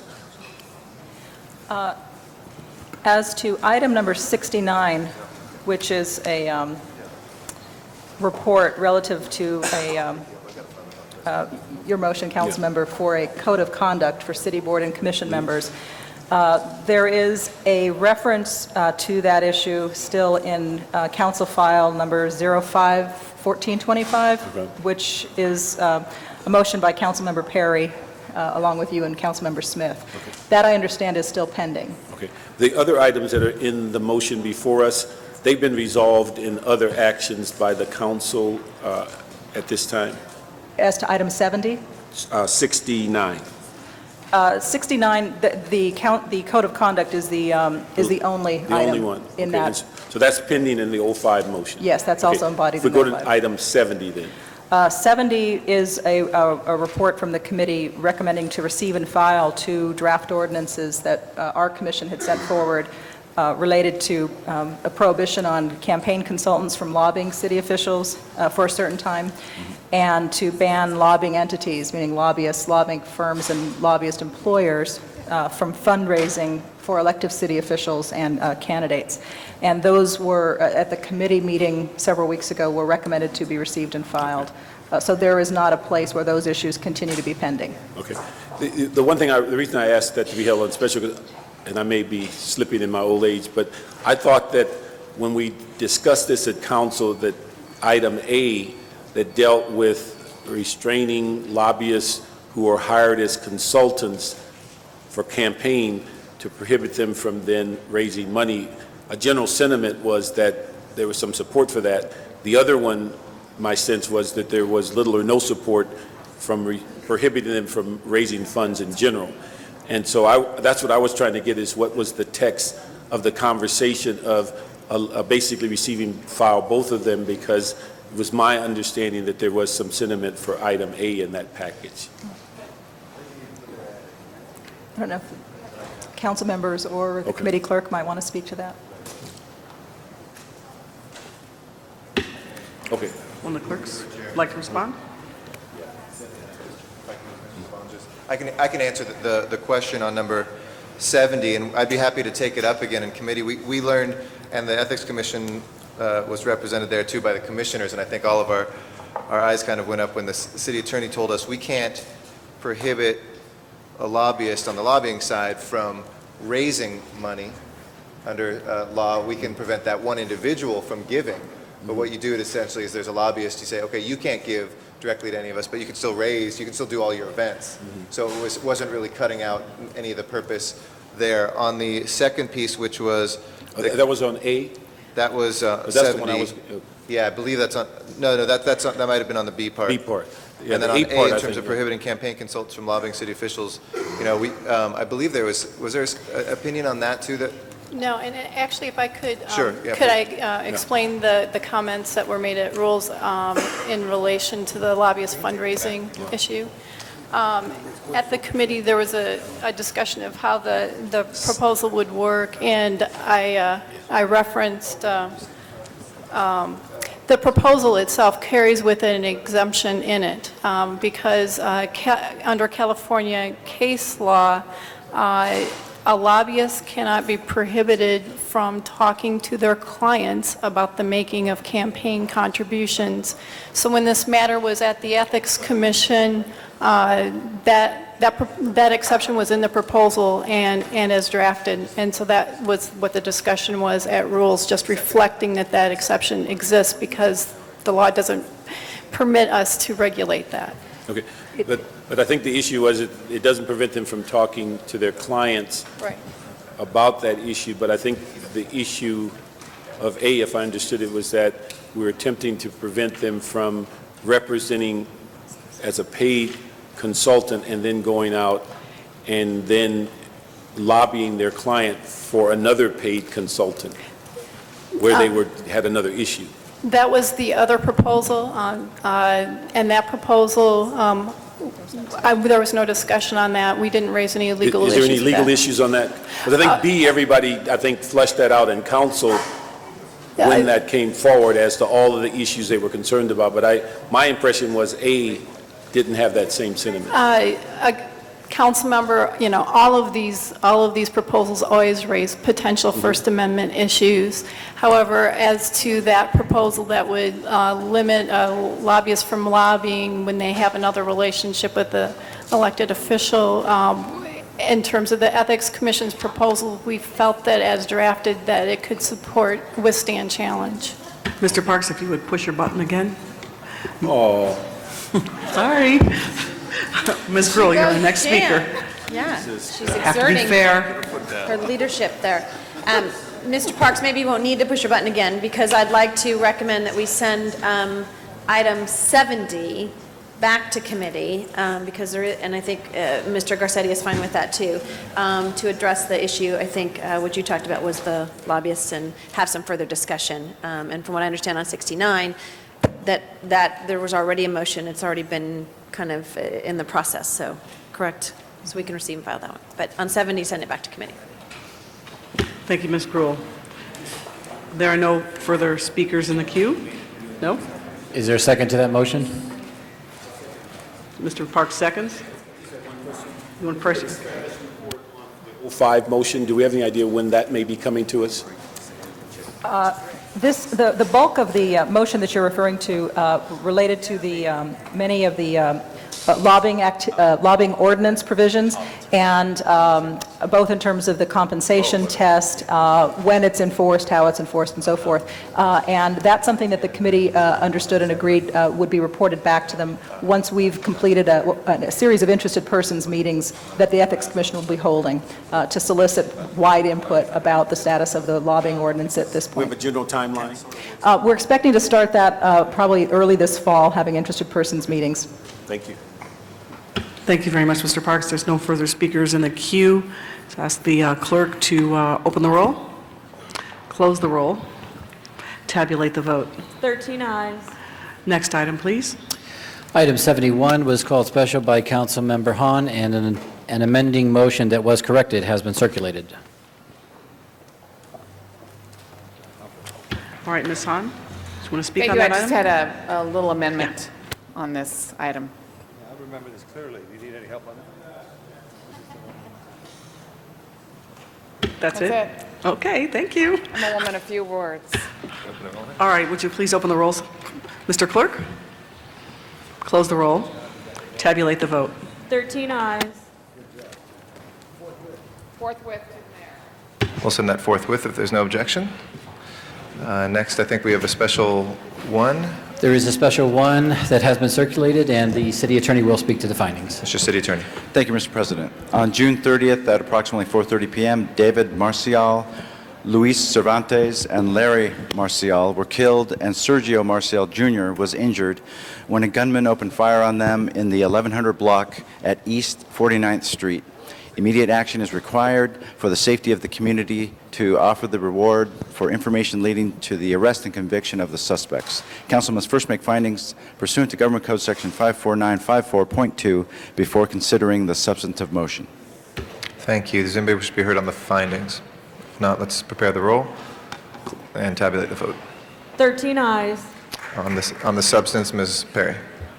Thank you very much, Mr. President. The city clerk has summarized the basic facts of this horrific and heinous triple homicide in our family community, a community home to many, many young families and children.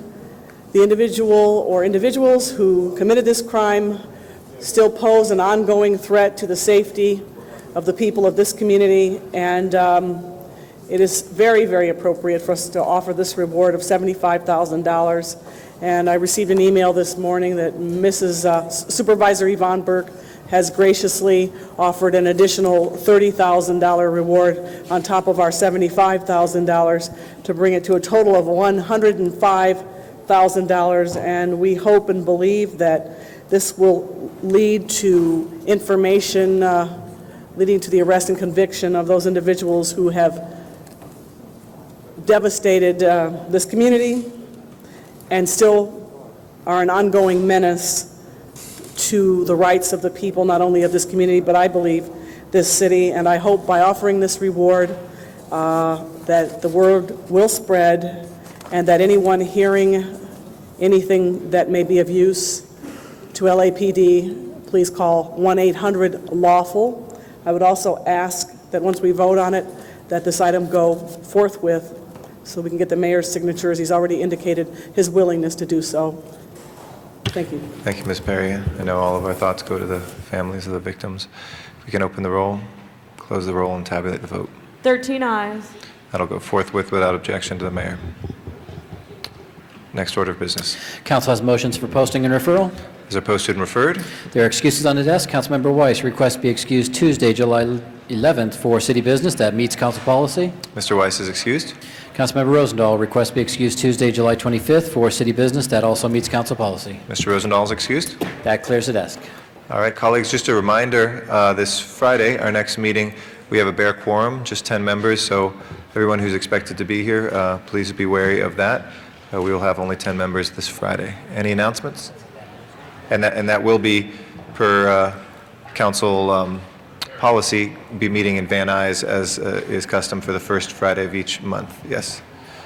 Mr. President, you. on Saturday, Yes. Ms. July Barry? is okay? Saturday, July the 8th, 10 a.m. to 3 p.m. at New Hope/St.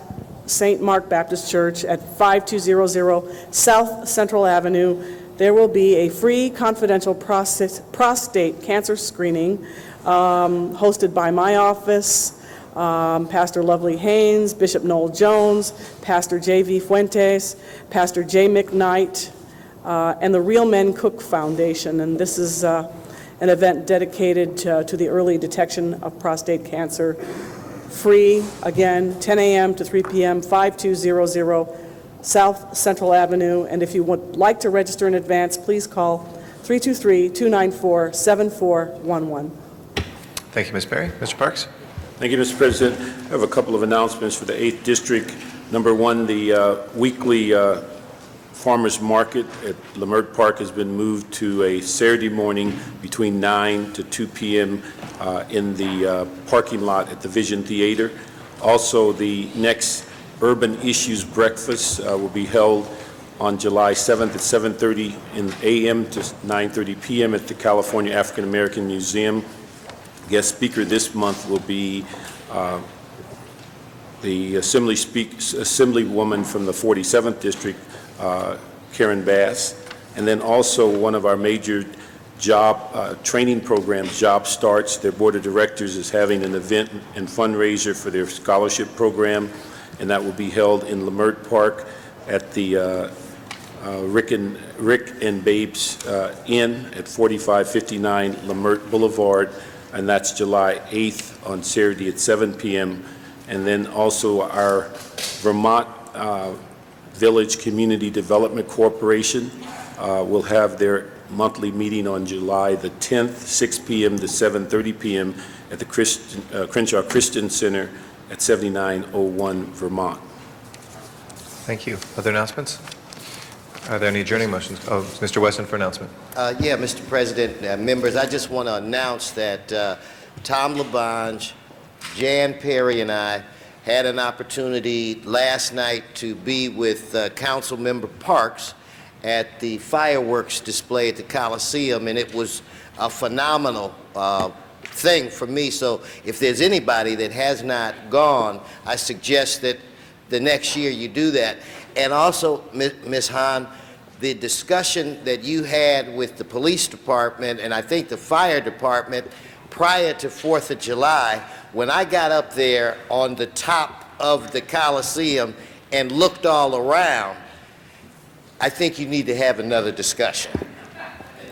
Absolutely. I was down in the harbor with Ms. Hahn myself for the wonderful Cabrillo Beach fireworks, driving up that harbor freeway. And I just came from Beirut. It looked like Beirut 1986. It was pretty incredible. So we will continue to redouble our efforts there. Mr. Labange? No, thank you, and, Mr. Weston, thank you for that remarks, because I think it was wonderful to see that in Exposition Parks. And Mr. Parks, when I left the event, my family and I, we went up Menlo, and to see all the people in the lawn area by the Natural History Museum and the music, it was really a credit to yours and Jan's organization. So we all should support safe and sane fireworks at a great display at the Coliseum next year. Thank you. Thank you. Any other announcements, colleagues? Are there any adjourning motions today? If I can ask everybody, please stand in council chambers for our adjourning motions. We'll start with Mr. Parks. Thank you, Mr. President. I think we missed this one last week, the death of Aaron Spelling, who's the husband of one of our Coliseum commissioners, Candy Spelling, who died on June 23, 2006. He's the son of a tailor who worked for Sears for a number of years. He's raised in Dallas, Texas. He came from a very poor background in a large family. He lived in a house with this family that cost at that time about $6,000 and had only one bedroom. And we have all heard stories about where he lives now, so it's a slight change. But he's a military veteran. He was in the World War II. He was also received a Purple Heart, a Bronze Star. But what we most remember, the number of series that he has been involved with, and particularly during the 70s when he started with the Danny Thomas Hour, the Guns of Sonnet, the Mod Squad, to just name a few. But he's credited with having over 5,000 hours of television and more than 70 series that bear his name. He's a soft-spoken person if you've ever met him, but I just thought it would be important that we as a council adjourn in his memory. And also what we'd like to do is present this to Ms. Spelling when we go to the next Coliseum Commission meeting. Absolutely. We'll do all members on that. Thank you. Mr. Labange? Members, Bob Crane, who lived to be 79, was a wonderful man in the Hollywood area. He died after a 3-year fight with non-Hodgkin's lymphoma. A wonderful guy who was into real estate and loved selling homes, but also loved selling the architecture and what a neighborhood's all about. He was very popular in the 70s in the Silver Lake, Los Feliz area. He also became an author and wrote a book on the history of Hollywood. He was instrumental in saving and getting designation for the historic Lake Hollywood as a historic monument. He lived in the Beechwood area. He retired to the Key West area. He was a wonderful guy, and he served in the United States Army in Germany in the post-World War II occupation forces, and was very involved with Radio Free Europe. But he was an inspiration to me, too, personally, and a great guy. He survived by his partner of many, many years, Tom Brule, who for both of them were great guys, but Tom had a great loss for his great friend, Bob Crane. I ask we adjourn in memory of Bob Crane, a great Angelino who lived to be 79. Thank you very much, Mr. Labange. Other adjourning motions? Mr. Clerk, please call the roll.